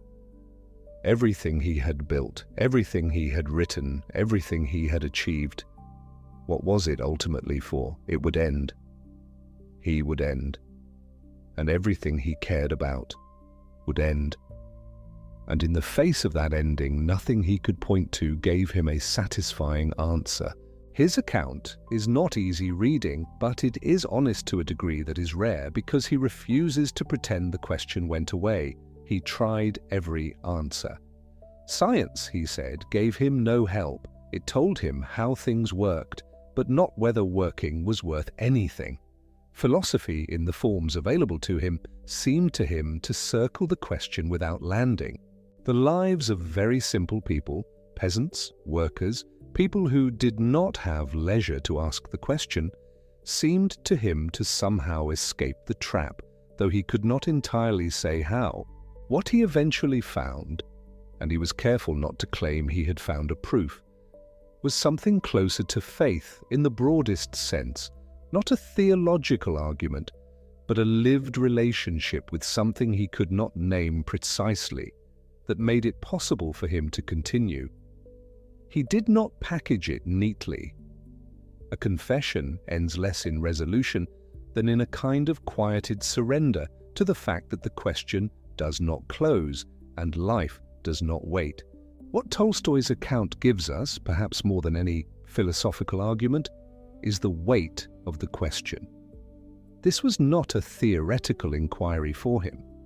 It was an encounter with the possibility that everything might be, at its foundation, without point.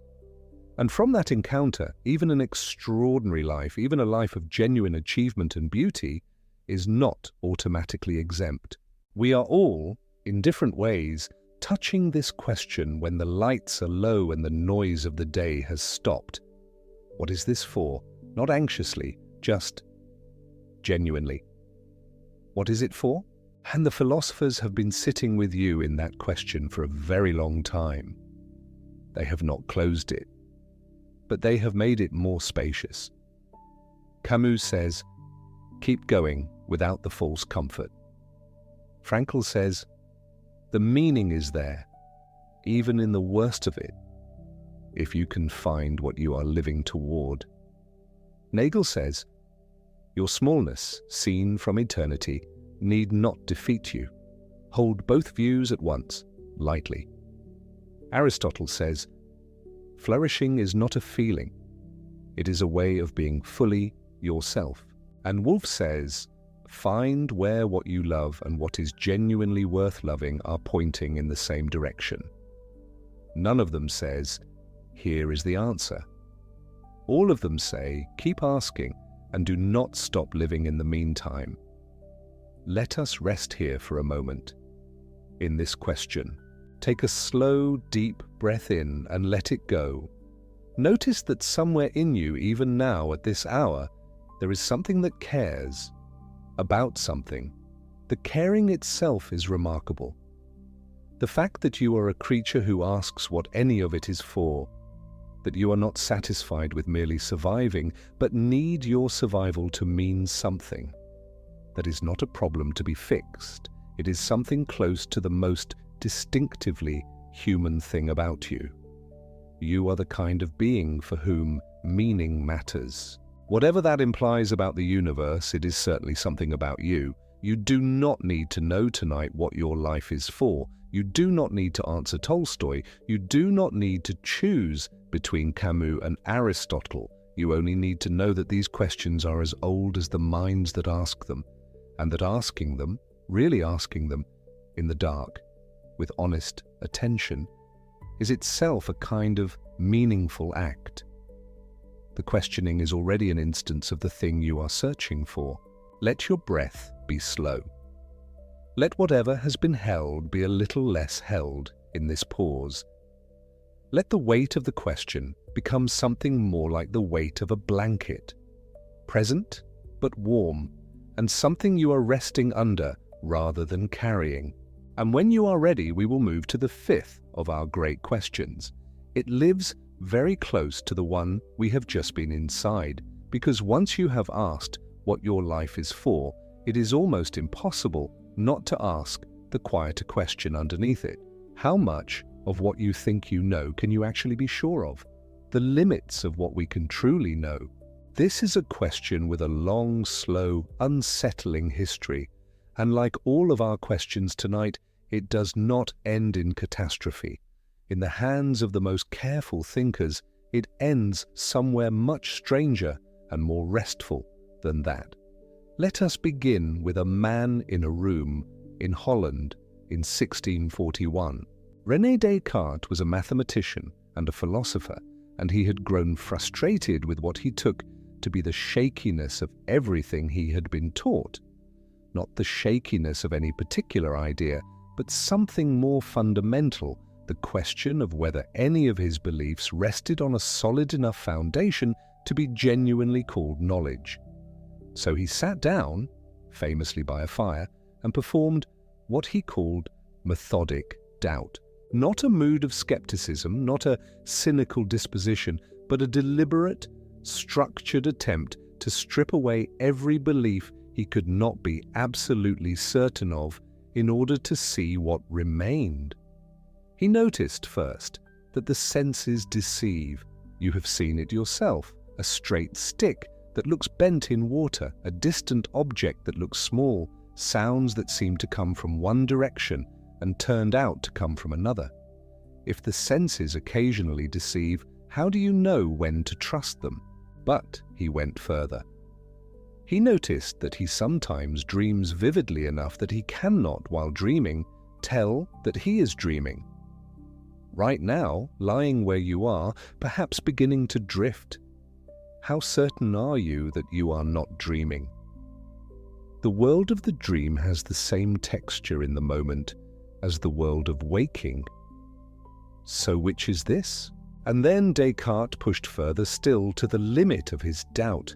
He imagined, not as a belief, but as a possibility to be taken seriously, an evil demon, a being of great power and cunning whose entire project was to deceive Descartes in every possible way, to make 2 + 2 seem to equal 4 when it does not, to make a hand seem to be there when there is no hand, to manufacture a complete world of experience seamlessly from the inside with no actual world behind it. If such a being existed and were deceiving him, Descartes reasoned, what could he be certain of? Almost nothing. Mathematics, logic, the memory of yesterday, the table in front of him, the fire. Any of it might be theatre constructed by the demon for his confusion, but then Descartes found the flaw. The one thing the evil demon could not do was make Descartes not be thinking while he thought about the demon. The doubt itself was a thought. The imagining was a thought. And a thought requires a thinker. So even if everything else were illusion, even if the hand, the fire, the table, the other people in his life were all fabricated, there was one thing that could not be fabricated, that he was experiencing, that something was happening from the inside, that there was a mind doing this doubting. Cogito ergo sum, I think, therefore I am. This is perhaps the most famous sentence in all of philosophy, and it is worth holding for a moment without rushing past it. Descartes was not saying that thinking proves he has a body, or that he is the person he usually takes himself to be. He was saying something much smaller and much more certain, that wherever there is doubt, there is a doubter. Wherever there is experience, there is an experiencer. That much, that precise minimum, resists even the most radical skepticism. It is a strange ground to stand on, but it is a ground. The modern version of Descartes' evil demon was given to us by the philosopher Hilary Putnam in 1981. Putnam asked us to imagine a brain in a vat, a brain removed from its body, kept alive in a laboratory, connected to a supercomputer that feeds it the complete simulation of a normal life. Every sensation, every memory, every experience, all generated by the machine, with no actual world behind them. This image has traveled widely in philosophy and in culture. But Putnam's own purpose was interesting. He was not simply restating Descartes' worry. He was arguing, via a subtle point, about how language and meaning work, that the scenario is actually as self-undermining. If you were a brain in a vat, he argued, the words you use, brain, vat, experience, the world, would refer to things inside the simulation, not to the actual brain, the actual vat, the actual world, outside. So the sentence, I am a brain in a vat, if said by a brain in a vat, cannot mean what it seems to mean. The very ability to frame the concern undermines its radical force. This is a subtle point, and philosophers have argued about it ever since. But even if Putnam is right, the worry doesn't entirely dissolve. It simply becomes more specific. We may not be brains in vats, but how sure are you that the structure of your experience and the categories your mind brings to the world accurately reflects the world as it actually is? This is where a very different question enters. The philosopher Hans Albert gave a name to what he called the Münchhausen trilemma, a trilemma named for the legendary Baron Münchhausen, who was said to have pulled himself out of a swamp by his own hair. The trilemma is about justification. Suppose you are asked to justify a belief. You give a reason. You are then asked to justify that reason. You give another reason. And so on. One of three things must happen. Either the chain of justification goes on forever, which is impossible in practice and perhaps in principle, an infinite regress, or at some point the chain loops back on itself, using one of the earlier beliefs to justify a later one, which is circular reasoning. And circular reasoning is not genuine justification. Or the third option, the chain stops somewhere at a belief that is simply declared foundational, not further justified, accepted without proof. An axiom, a starting place. But then, why that starting place and not another? All three endings are unsatisfying. All three are, in some sense, failures of the demand for complete justification. And the Munchausen trilemma suggests that complete justification may simply not be available. Every structure of knowledge, however solid it appears, rests at its base on something accepted rather than proved. This does not mean knowledge is impossible. It means that knowledge, even the most rigorous kind, is not quite what we sometimes picture it to be. Not an unbroken chain of proofs stretching all the way down to bedrock. It is more like a raft. The planks of the raft hold each other in place. The raft floats. But there is water all the way down and nothing solid beneath. And then there is David Hume, with his particular and characteristically quiet form of devastation. Hume pointed to something so simple that it is easy to miss how strange it actually is. Every sunrise you have ever seen has been followed by another day. Every fire you have ever touched has been hot. Every stone you have dropped has fallen. The pattern has never broken, and from this pattern, from all of these instances of regularity, you naturally expect the pattern to continue. Tomorrow the sun will rise, the next stone will fall, the next fire will burn. But here is Hume's question. What justifies that expectation? You might say because these things have always happened before. But that is circular. You are using the past pattern to justify the expectation of the future pattern. And the question was precisely why the past pattern should be a reliable guide to the future. Every argument that the future will resemble the past must assume that the future will resemble the past. There is no non-circular way to justify induction, the inference from observed instances to general rules. This is the problem of induction. And it is not a mere technical puzzle, it is the flaw beneath science itself. Science proceeds by observing patterns and generalizing from them. Every scientific law is an inductive conclusion. Every prediction science makes rests on the assumption that what has held true in the observed cases will continue to hold. And that assumption, Hume showed, cannot itself be proved without circularity. This does not mean science is wrong. The patterns it finds are real and reliable in practice in ways that matter enormously for human life. But it means that the ground science stands on is not quite as solid as it sometimes appears. The sun has risen every morning of your life. Hume would say, which is marvelous and gives you very good reason to expect it tomorrow. But it is not the same as proof. Here in the dark, in the small hours, you have probably watched the sun rise without thinking about this. The sunrise simply comes and is beautiful and proves nothing at all about the next one, and somehow that makes it very slightly more remarkable, not less. In 1963, a philosopher named Edmund Gettier published a paper of exactly 3 pages, and in those 3 pages he quietly demolished something that epistemology, the philosophy of knowledge, had more or less taken for granted since Plato. The standard definition of knowledge inherited from Plato's Meno and Theaetetus was, knowledge is justified true belief. You know something when you believe it, it is true, and you have good reasons for believing it. Gettier showed with a very simple example that this is not enough. Imagine you work in an office. Your colleague, call him Henry, has always driven a Ford, has just told you he drives a Ford, and has offered you a lift in what certainly looks like a Ford. You form the belief. Someone in this office owns a Ford.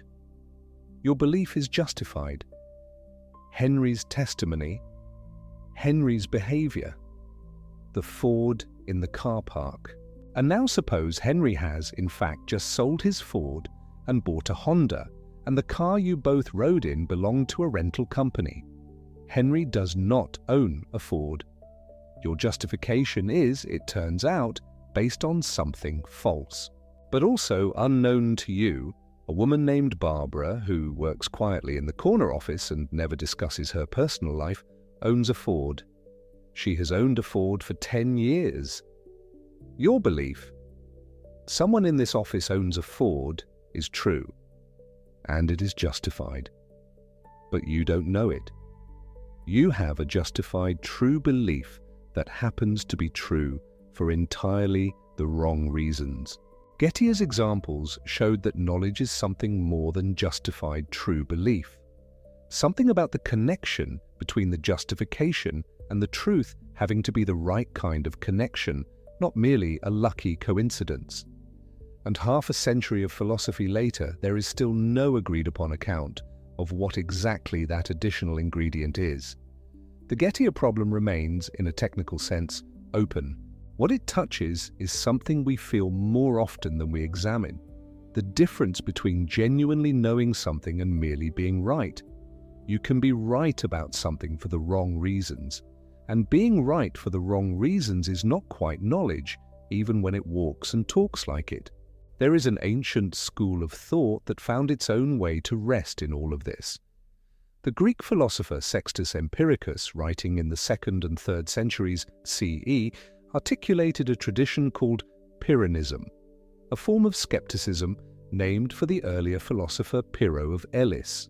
The Pyrrhonists proposed that on any question that goes beyond what is directly apparent, any claim about what things are really like, beyond how they appear, there are always equally powerful arguments on both sides. And when arguments are equally balanced, the rational response is suspension of judgment. The Greek term for this suspension is epoche. What happened when you suspended judgment in the Pyrrhonist account was not despair or paralysis.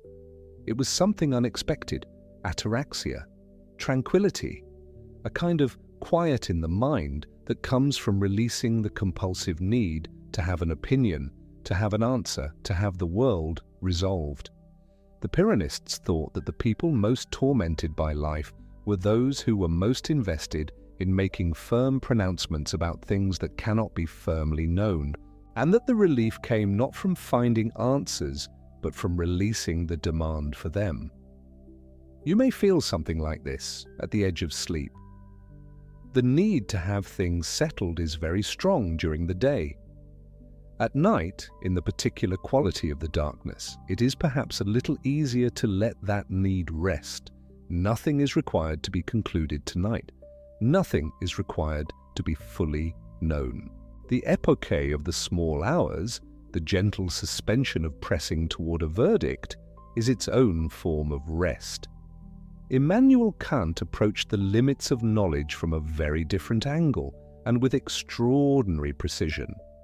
In 1781, he published the Critique of Pure Reason, one of the most difficult and rewarding books in philosophy. His central insight, which he described as a kind of Copernican revolution in philosophy, was this: we do not passively receive the world as it is, we actively structure it. The mind is not a blank surface that the world writes itself on.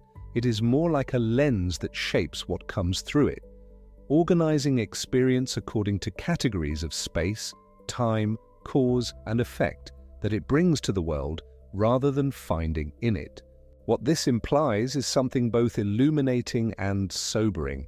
It means that the world as we experience it, the world of ordinary perception, of chairs and sunsets and conversations, is already shaped by the structures of our own minds. We are not seeing things as they are in themselves. We are seeing things as they are for us, as they appear through the lens of the kind of creature we are. Kant called the world as it is in itself beneath our perceptions the noumenon, from the Greek for that which is thought. And he called the world as it appears to us, structured by our minds, the phenomenon, that which appears. His disturbing conclusion was that we have direct access to phenomena always, but the noumenon, or the thing in itself, the world as it is independent of any observer, is permanently, in principle, beyond us. There is a veil between us and reality as it is, not because our senses are weak, not because our instruments are crude, but because the very act of experiencing involves the mind bringing its own structure to what it encounters. You cannot step outside that structure to check whether the structure matches the thing in itself. There is no view from outside the view. This is not a counsel of despair for Kant. We can have genuine knowledge within the domain of experience, within the phenomena. We can be rigorously scientific and genuinely certain, but that domain is not the whole of reality. And certain questions: what is the universe ultimately made of? Does it have a beginning? Does it have a purpose? Push past the edges of what experience can answer into a region where our reasoning begins to generate contradictions. Kant called these contradictions the antinomies, cases where you can construct equally valid arguments for two opposed conclusions, which suggests you have left the territory of knowledge and entered something else. A contemporary philosopher named Colin McGinn has pressed this thought in a specific and somewhat vertiginous direction. McGinn argues that there may be truths about the universe, including truths about the nature of consciousness, which we will touch shortly, that are not merely difficult for humans to understand, but permanently, constitutively, beyond human cognitive reach. Not because the truths are simple and we are stupid, but because our minds evolved for a particular niche, a particular set of tasks, and there is no reason to suppose that the cognitive tools we develop for those tasks are adequate to every question that can be asked. He calls this cognitive closure. Other animals are cognitively closed to certain truths we can access. We, McGinn suspects, may be cognitively closed to certain truths about ourselves and the universe that exist perfectly well, but simply in a region our particular minds cannot enter. The thought is humbling, and at night, in the right spirit, it is also strangely releasing. If there are truths beyond the reach of any human mind, not just your mind, not just my mind, but any mind shaped the way ours are shaped, then not knowing those things is not a failure. It is simply the shape of what it is to be the kind of creature we are. We are not broken for failing to see through the Kantian veil. We are just finite. Finite in a universe that seems persistently to be larger than whatever we bring to it. Descartes sought a certainty that was unassailable. Hume showed that even the most reliable patterns of the world cannot be proved. Gettier showed that being right is not the same as knowing. Kant showed that the world as it is may be permanently inaccessible to the world as it appears. The Pyrrhonists said, let the weight of unresolved questions become something you can set down, and notice what happens when you do. What you find when you actually try setting it down may surprise you. The world does not become less real when you admit you cannot be certain of it. The sunrise does not become less beautiful when you remember Hume. The face of someone you love does not become less present when you acknowledge the Kantian veil. Something about admitting the limits of knowledge opens a different relationship to what remains inside those limits, more present perhaps, less taken for granted. You are lying somewhere, breathing. You are experiencing something, whatever the nature of that experience is, and that is precisely the next question, the question of consciousness. It is happening. Descartes' minimum was right. Whatever else is uncertain but this much is not. There is something it is like to be you right now, in the dark, at this hour, with these questions moving slowly through your mind like weather moving through a valley. That experience, its sheer presence, its incontestable reality from the inside, is perhaps the most certain thing in your life. And it is also, as we are about to find, one of the deepest mysteries in all of philosophy. Take a slow breath in and let it go completely. Notice the warmth behind your closed eyes, the particular quality of your own attention, the way your mind has been moving through these questions like water, finding its own level, settling, moving, settling again. You are not being asked to resolve what we have covered. The epistemologists have not resolved it either. You are simply here, inside the question, which is exactly where it belongs. When you are ready, we will continue together, and we will come to the question that in some ways contains all the others. The mystery of consciousness. The question of why, when all of this experiencing is happening, there is something it is like at all. There is a question that has quietly haunted philosophy since at least the ancient Greeks, but that was given its most precise form in our time by a philosopher named David Chalmers in 1995, and it is this: why is there any experience at all? Not how the brain processes information, not how we attend or remember or report what we are seeing. Those questions are difficult, yes, but they are the kind of difficulty that science knows in principle how to approach. Chalmers called them the easy problems of consciousness. And by easy, he did not mean simple. He meant that we can at least see the shape of what a solution would look like. You study the neurons, trace the signals, map the networks, and eventually you get an account of how the brain does its work. That is a recognizable kind of scientific project. The hard problem is something else entirely. The hard problem is this: even if you knew everything about how the brain processes visual information, every photon absorbed by the retina, every signal cascading through the optic nerve, every firing in the visual cortex, you would still not have explained why seeing a sunset feels like anything, why there is a warm gold quality to the light, a particular ache in the chest, a moment of something that arrives without being summoned. You would have the mechanics, complete and correct, and something would still remain outside the account. The something that it is like to be you, looking. This leftover and the felt quality of experience itself is what philosophers call qualia, the redness of red, the painfulness of pain, the exact specific texture of the cold air that comes in through a window you did not quite close. Qualia are not mysterious because they are rare or hidden. They are mysterious because they are the most immediate thing you know, and yet they resist every attempt to explain them in terms of anything else. You might think surely the brain produces them, so if we understand the brain, we understand qualia. But Chalmers's point is precisely that this does not follow. You can give a complete functional account of what the brain does without ever having said why it feels like anything to be the brain doing it. The function and the feeling come apart, and that gap, that persistent gap between the third-person account of mechanics and the first-person fact of experience is the hard problem. It is, not to be clear, a new observation, but Chalmers gave it a name that has stuck, and that name has clarified the debate considerably. The easy problems and the hard problem, the how and the why it feels like something. Thomas Nagel had been circling this territory for 2 decades before Chalmers named it. In 1974, Nagel published a paper with one of the most memorable titles in philosophy, "What is it like to be a bat?" And the question is serious, not whimsical.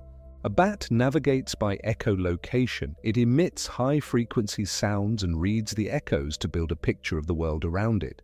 We could, in principle, know everything about this system: the frequencies, the response times, the neurological architecture, the evolutionary history. We could have, as Nagel put it, a complete physical account. And still there is something we would not have, what it is like, from the inside, to experience the world as a bat experiences it. What the darkness sounds like, in whatever way it sounds like anything at all, to a bat. That first-person character of the bat's experience is, Nagel argued, irreducibly there, and irreducibly inaccessible to us from the outside. The bat is a useful image not because bats are exotic, but because they are different enough from us that we cannot easily project our own experience onto them. If Nagel had asked, "What is it like to be a cat?" we might smuggle in a familiar feeling. With the bat's sonar world, we are genuinely stopped, and that stopping is the point. It illustrates that consciousness has an aspect, its first-person, subjective character, that does not simply transfer through third-person description, no matter how complete. Nagel was not saying consciousness is supernatural. He was saying that our standard tools of physical explanation have so far failed to reach it, that there is a genuine explanatory gap, and that anyone who says the gap is merely apparent has probably not stared at it long enough. Another philosopher looked at the gap from a different angle. Frank Jackson in 1982 offered a thought experiment that has become one of philosophy's most discussed scenarios. He called it Mary's Room. Imagine a scientist named Mary. She has lived her entire life in a room where everything is black and white. The walls, the books, the screens, the light. Nothing she has ever seen has had color. But she is a brilliant scientist, and she has spent her career studying color vision. She knows every physical fact about color perception, the wavelengths of light, the cone cells in the retina, the neural pathways, the brain regions that process chromatic information, everything. Every physical fact there is, and then one day Mary walks out of the room and she sees something red for the first time. Does she learn something new? Almost everyone's intuition says yes. She learns what red looks like. She gains something she did not have before. Not a new fact about wavelengths, but a fact about what it is like to see that wavelength processed by a seeing, experiencing creature. She learns something about the quality of the experience. And if she does learn something new, Jackson's argument continues, then the physical fact she knew before did not capture all the facts. There is some fact about subjective experience that lies outside the purely physical account. The information she gains when she sees red for the first time is not reducible to any set of physical propositions, however complete. This argument, the knowledge argument, has been contested vigorously. Some philosophers say Mary does not learn a new fact, she merely gains a new ability, the ability to recognize and imagine red. Others say she simply accesses the same information through a different format. But the debate itself is telling. The thought experiment puts pressure on the assumption that a complete physical description of the brain would be a complete description of everything, and that pressure has not been fully relieved. Chalmers pushed the intuition further with another thought experiment, the philosophical zombie. Imagine a being that is physically identical to you in every way. Same atoms, same neurons, same brain states, same behavioral dispositions. It would behave exactly as you do. It would say, "I am conscious, and this red is beautiful, and I feel tired tonight." But according to the thought experiment, this being has no inner experience whatsoever. There is nothing it is like to be it. The lights are on, but no one is home in the deepest possible sense. Is such a being conceivable?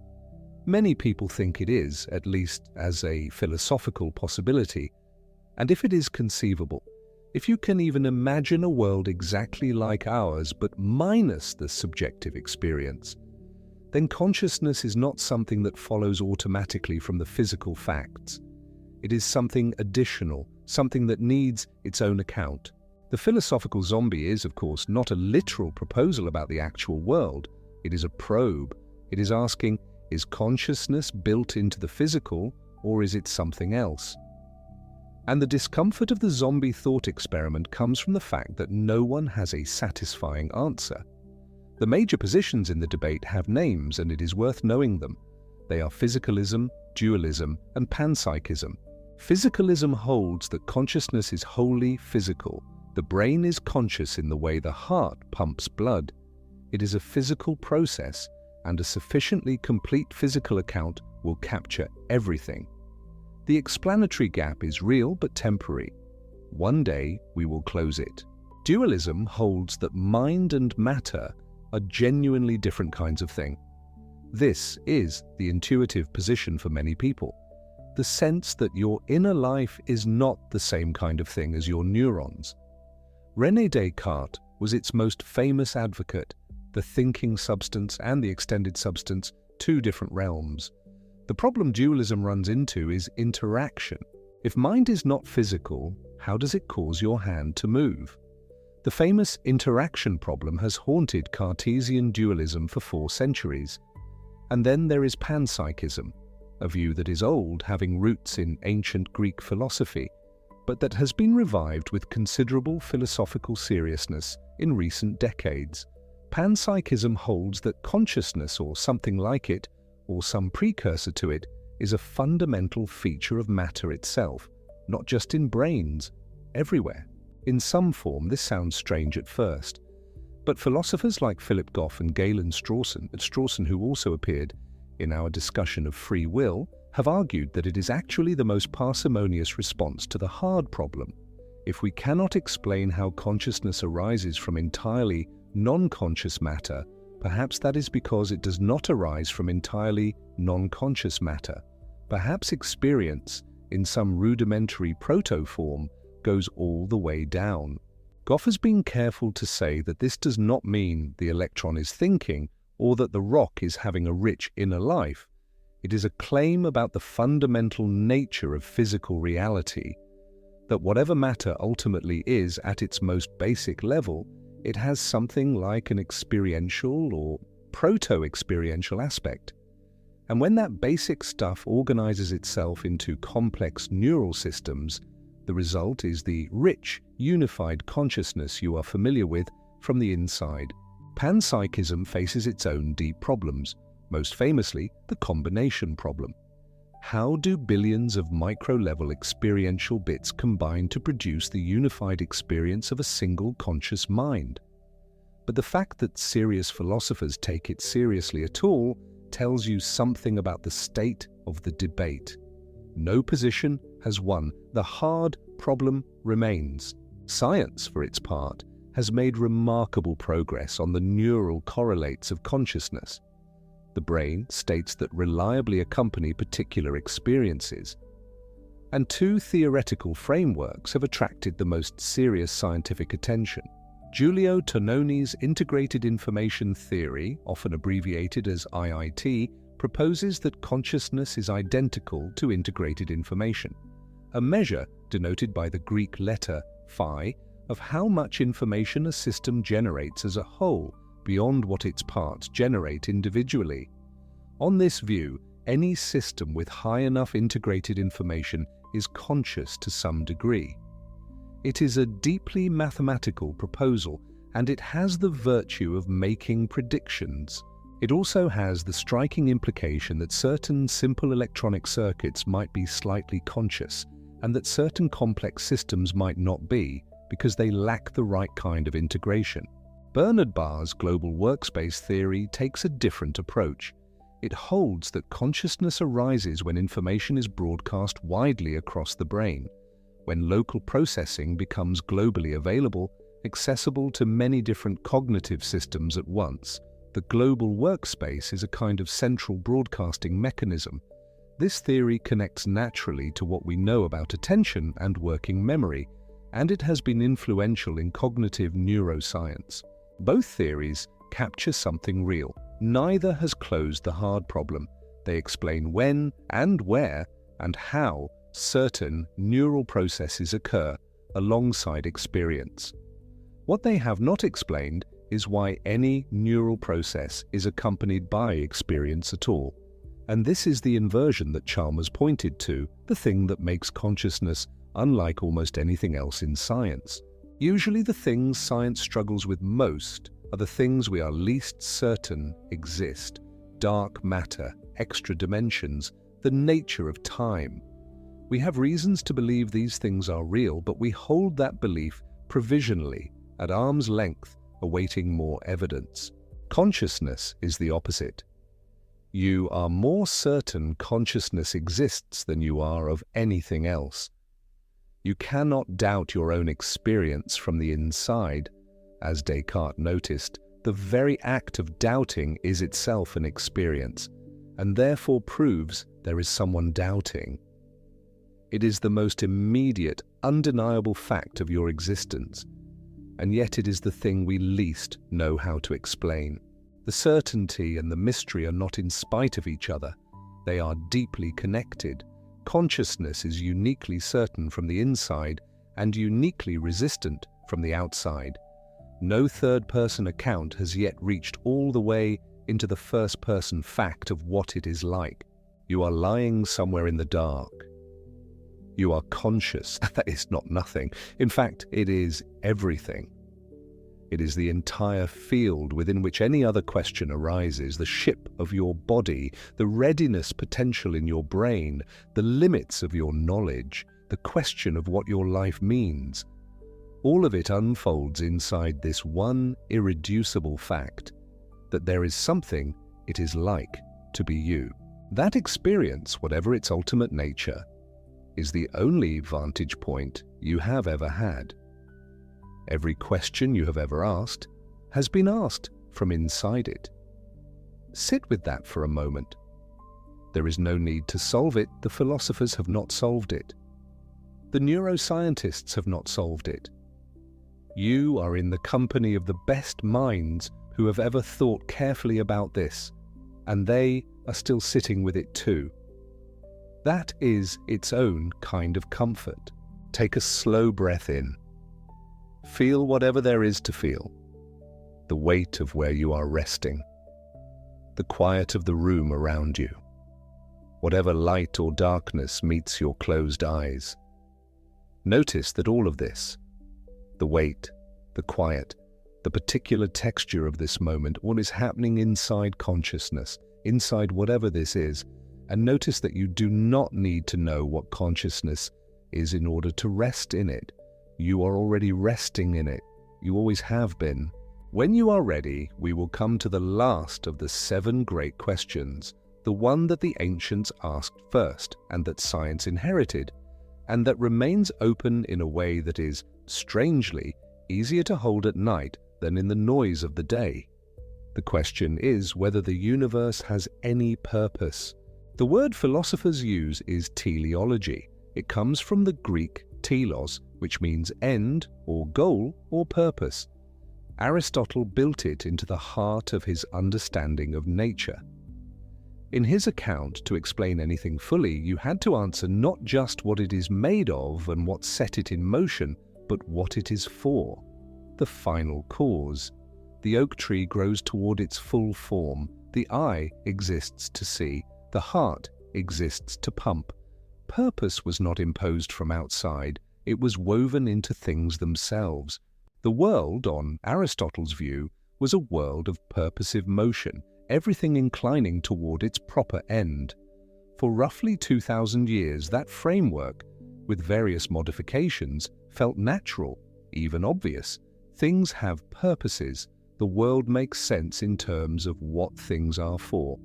And then gradually, and then quite suddenly, that framework dissolved. The scientific revolution of the 16th and 17th centuries did something quiet but radical. It expelled final causes from the practice of science. Francis Bacon argued that final causes corrupt natural philosophy, that asking what things are for is not a scientific question and has no place in the investigation of nature. Descartes agreed. The physical world is pure extension and motion, governed by mathematical laws, and the question of what it is for is a confusion, not a deep insight. Newton's mechanics were the crowning achievement of this turn. You could describe the motion of every body, the fall of every apple, the orbit of every planet, without once asking about purpose. Purpose had no role. This was not an attack on meaning or on God, at least not at first. Many of these thinkers were devout men who found purpose elsewhere, in God's design seen through the beauty of the laws, not through the purposes of individual things. But the implication quietly accumulated over the following centuries. If nature runs on laws rather than purposes, and if laws are all there is, then purpose becomes a human projection, not a cosmic feature. By the 20th century, the question could be asked plainly, and scientists began to ask it plainly. Steven Weinberg, the Nobel Prize-winning physicist, wrote in his 1977 book, The First 3 Minutes, "The more the universe seems comprehensible, the more it also seems pointless." That sentence landed hard. Weinberg was not being nihilistic for effect. He was reporting something that the physics had forced on him. The universe, as physics describes it, is a vast arrangement of matter and energy evolving according to laws. There is no preferred direction, no design trajectory, no evident destination. It is, in the sense Weinberg meant, simply happening. And if it is simply happening, the question of what it is for does not have a natural home in the account. But here the conversation branches because there is an observation, and one of the most striking in modern physics, that does not sit quite easily with the picture of a universe to which the question of purpose is simply irrelevant. The observation is called fine-tuning. There are physical constants built into the universe, numbers like the gravitational constant, the strength of the electromagnetic force, the cosmological constant, the mass ratio of protons and electrons. These constants are not determined by the laws of physics themselves. They are, as far as anyone knows, simply the way things happen to be. And it turns out that if any of several of these constants were even slightly different, in many cases differing by tiny fractions, the universe would be radically different. Stars would not form. Carbon, the backbone of all life we know, could not exist. Atoms themselves might not hold together. A universe with slightly different numbers might be a thin, cold, featureless fog, or a universe that collapsed almost immediately after beginning, or a universe with no structure at all. The constants we have happen to sit within the narrow ranges that make complexity, chemistry, life, and consciousness possible. This is the fine-tuning observation, and there are, broadly, 3 ways of reading it. The first reading, design. The constants are set this way because something or someone set them. The fine-tuning is not a coincidence, it is a signature. The universe is not just compatible with life, it was arranged to be compatible with life. This is not a simple argument to dismiss, and serious philosophers and theologians have developed it carefully. It does not necessarily point to a personal God. It points to something that selected these values from among the possible values and selected them in a direction that permits complexity and consciousness to arise. The second reading, brute luck. The constants are simply what they are. There is no explanation because there does not need to be one. Bertrand Russell, who said the universe is just there, might say the same about its constants. They happen to permit life. That is fortunate for us, but fortunate is our word from our interested position. The universe is not lucky. It just is. The third reading, the multiverse. This is perhaps the most conceptually startling. If there are vastly many universes, perhaps infinitely many, each with different values for the constants, then it becomes unremarkable that some of them, perhaps many of them, will happen to have constants compatible with life. We exist in one of the life-permitting ones. Of course we do. We could not exist in any other. We should not be surprised to find ourselves in conditions compatible with our existence. This last point has a name, the anthropic principle, articulated by the physicist Brandon Carter in 1973. We are, by definition, observers in a universe that permits observers. That selection effect does not prove purpose, but it does explain why we should not take our existence as strong evidence of design. All three readings remain alive. The fine-tuning observation is real and verifiable. Which interpretation is correct, if any single one is not a question physics alone can answer. This is genuinely open terrain, and it opens into the deeper philosophical question: even if we knew the universe was fine-tuned, would that give it purpose? Fine-tuning could be the work of a purposive designer, or it could be the undesigned output of a vast process of which we see only a sliver. The observation underdetermines the interpretation. Aristotle's teleology is gone from physics, but the question his teleology was trying to answer, does the universe have a direction, an end, a why, has not simply dissolved. It has become more difficult and more honest.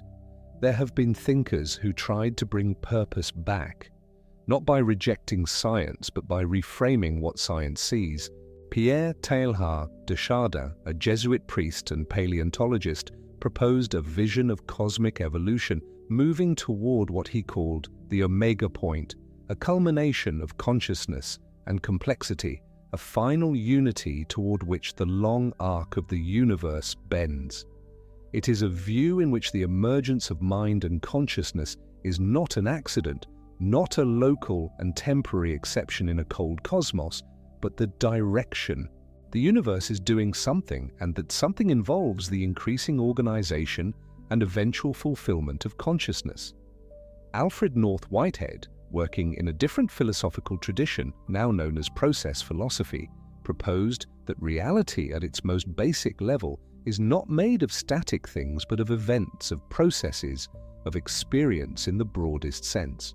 The universe, on Whitehead's reading, is not a machine, but more like a web of experiencing occasions, each inheriting from the past and contributing to the future. Something like purpose, not imposed from outside but arising from within, is built into the very texture of becoming. Every event, in its own small way, is reaching towards something. These are minority positions in contemporary philosophy and science, but they are carefully argued, not naive, and they represent the persistent human sense that the question of purpose is not simply answered by pointing to the laws and shrugging. Spinoza offered a different kind of peace with the question. For Spinoza, God and nature were the same thing. Deus sive natura, God or nature, one substance under two descriptions. The universe does not have a purpose in the way a craftsman has a purpose for a tool. It simply is. But to understand it fully, to see it under the aspect of eternity, subspecie eternitatis, the phrase Nagel borrowed from Spinoza when he spoke of the absurd, is itself a kind of liberation. Not meaning imposed from outside, but the serenity that comes from seeing clearly, from understanding the whole in which you are one brief, particular expression. There is something quietly beautiful about that. The universe does not owe us a reason. But the act of understanding, of asking, of following the question wherever it goes, of sitting with the 7 great questions we have been moving through tonight, might be its own form of participation in whatever the universe is doing. And there is a gentler observation that does not require any of these grand frameworks, even if the universe has no purpose, even if Weinberg is right, and comprehensibility and pointlessness go together, it does not follow that your life has no purpose. Purpose might be local. It might be generated by conscious beings rather than handed down from the structure of reality. The universe might be silent, and you might still have reasons, commitments, loves, and projects that are genuinely yours, genuinely meaningful, and genuinely worth the life spent on them. The silence of the cosmos does not echo all the way into every room. Aristotle's eudaimonia and the flourishing of a human life did not require the stars to care. Viktor Frankl's meaning found in the extremity of a concentration camp was not borrowed from the cosmological constants. Camus' Sisyphus, happy in his revolt, was happy in the face of precisely this silence. The absurd and the clash between our hunger for meaning and the universe's failure to answer does not have to end in despair. It can end in something more honest, more awake, more at home in the actual conditions of a human life. This is where the 7 questions arrive together at the same quiet place. Each of them has been asking in its own way about the stability of what we assume. Leibniz asked whether existence itself is stable, why there is anything rather than the null possibility, the simpler alternative. Parfit and Plutarch asked whether you are stable, whether the ship with new planks is still the ship, whether the person who wakes up tomorrow is still the person who asked these questions tonight. The question of free will asks whether the decision you feel yourself making is stable, or whether the readiness potential, rising in your brain before you are aware of it, is doing the work. The question of meaning asks whether your sense that some things matter is stable, whether it points to something real or something of your own making. The question of knowledge asks whether your confidence in what you know is stable, whether the ground you walk on is ground or a very detailed guess. The question of consciousness asked whether your sense of a stable inner observer, a self watching all of this, is stable, or is itself something that arises and passes, more like weather than like a fixed point. And the question of cosmic purpose asked whether the context in which all of this happens, the universe, the long story, the opening conditions, is stable in a way that supports meaning, or whether it simply is without direction or concern. 7 questions. And each one loosens something.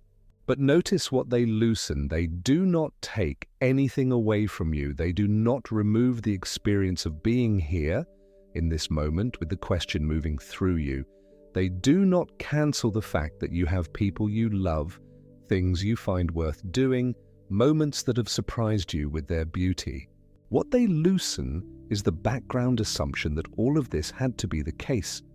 The assumption that existence was guaranteed, that the self was permanent, that your choices were entirely your own in the way you imagined, that your knowledge was secure, that the universe had arranged itself to make sense of you. When those assumptions loosen, the things that remain, the experience, the love, the questions themselves, stand out more clearly, not as certainties, but as the actual texture of a life actually being lived, which is perhaps enough. Philosophers have been sitting with these 7 questions in different forms and different languages for 2,500 years. Leibniz was not the first to ask why there is something rather than nothing. The Buddhist tradition was questioning the stability of the self before Parfit was born by 2 millennia. The Stoics were negotiating with determinism long before Leibniz's EEG equipment existed. Aristotle was asking about purpose, and Sextus Empiricus was practicing epoche and suspending judgment about all non-evident things, as a practice of peace, not despair, before the word philosophy had become the professional discipline it is today. They have not settled these questions. You are not failing to do what they managed. You are joining them. You are, by lying here and letting these questions move through you, doing the same thing that the best human minds have always done with the deepest uncertainties of existence, not crushing them into answers, but sitting with them long enough, quietly enough, to let them do their work. And their work is this: they make the ordinary world strange in a way that is, eventually, not frightening, but spacious. The ship sails on with new planks. The brain begins the movement before the decision arrives. The bat moves through its sonar dark. Mary walks out of the room and sees red for the first time. The constants of the universe sit on their narrow edge, and you lie here, conscious, experiencing, certain of your experience in the one way you are certain of nothing else. None of it had to be this way. And yet here it is, we have met, tonight, a great many companions. Leibniz, who noticed in 1714 that nothing is simpler and easier than something, and who could not quite explain why we got something anyway. Plutarch's Ship, sailing on under the same name with every plank replaced, and Hobbes's maddening question about the second ship built from the old planks. John Locke, who placed you in the prince's memories and the cobbler's body and asked which one was you. Thomas Reed's old general, who cannot reach back across the gap in his memory to the child he once was. Derek Parfit's teletransporter and the branch line case where there are two of you, and identity begins to look more like a gradient than a fact. David Hume, introspecting and never quite catching a self, only perceptions in flux, like the river that is always a river and never the same water. We met the three positions on free will and held them all without crowning one. We stood in Libet's laboratory and watched the readiness potential rise, and then we stepped back and noticed that Aaron Scherger's reinterpretation had complicated the story, and that Liebet himself believed in a veto window, and that none of this had closed the question. We met Galen Strawson's basic argument and noticed that ultimate responsibility might be impossible by logic alone. And then we noticed that Dennett and the compatibilists thought the whole argument was asking for the wrong kind of freedom. We sat with Robert Nozick's machine and almost everyone's refusal to plug in. We thought about Susan Wolf's formula, that meaning arises when subjective attraction meets objective attractiveness, when you love something genuinely worth loving. We thought about Tolstoy at the height of his fame, paralyzed by what for, what then, and unable to find the answer in any of his considerable success. We thought about Camus and Sisyphus rolling the stone and the quiet, defiant claim that this is enough, that revolt and lucidity and engagement in the face of silence is a kind of happiness. And we thought about Viktor Frankl, who found meaning in conditions of extremity that should, by most reckonings, have made meaning impossible. We watched Descartes dissolve almost everything he believed, and find, at the bottom of the dissolution, only the doubting itself. Cogito, ergo sum. And we stood with him there, at the single, unassailable minimum. We met Hume's problem of induction, and understood, perhaps for the first time, that every sunrise we have ever trusted was an act of faith dressed as a fact. We met Getier's 3-page paper, which in 1963 upended a definition of knowledge that had held since Plato. And we met the Munchausen trilemma with its 3 uncomfortable exits: infinite regress, circular reasoning, or a stopping point that is simply declared and not justified. And understood that the foundations of knowledge are, if you follow them far enough, not foundations in any comfortable sense. And then we came to consciousness, to the hard problem, to Mary walking out of her black and white room, to the bat in its sonar darkness, to the philosophical zombie, physically identical to you with nothing inside, to the inversion that is perhaps the strangest fact of all, that the one thing you are most certain exists is the one thing no one has managed to explain. And we came, finally, to the question of purpose, to Aristotle's telos, banished from science by Bacon and Descartes and Newton, returning now in the form of a question the science cannot quite close, to the fine-tuned constants sitting on their knife edge. To Brandon Carter's anthropic principle, reminding us that of course we find ourselves in conditions compatible with our existence. To Weinberg's honest and unsentimental line, the more the universe seems comprehensible, the more it also seems pointless. And to the counter-movement, to Spinoza's Deus sive natura and its invitation to serenity through understanding, to Teilhard's Omega Point, to Whitehead's universe of experiencing occasions, to the gentle observation that even if the cosmos is silent, purpose can be local, can be real, can be yours. You do not need to remember any of this. If one image stayed with you, the ship, the bat, the teletransporter, the machine you would not plug in, Mary seeing red, the constants on their narrow edge. Let that be enough. These questions are not homework. They are company. They are what it sounds like when the human mind takes itself seriously in the dark. 2,500 years of the best thinking have left them open. You are not failing by not closing them in one night. You are joining something very old.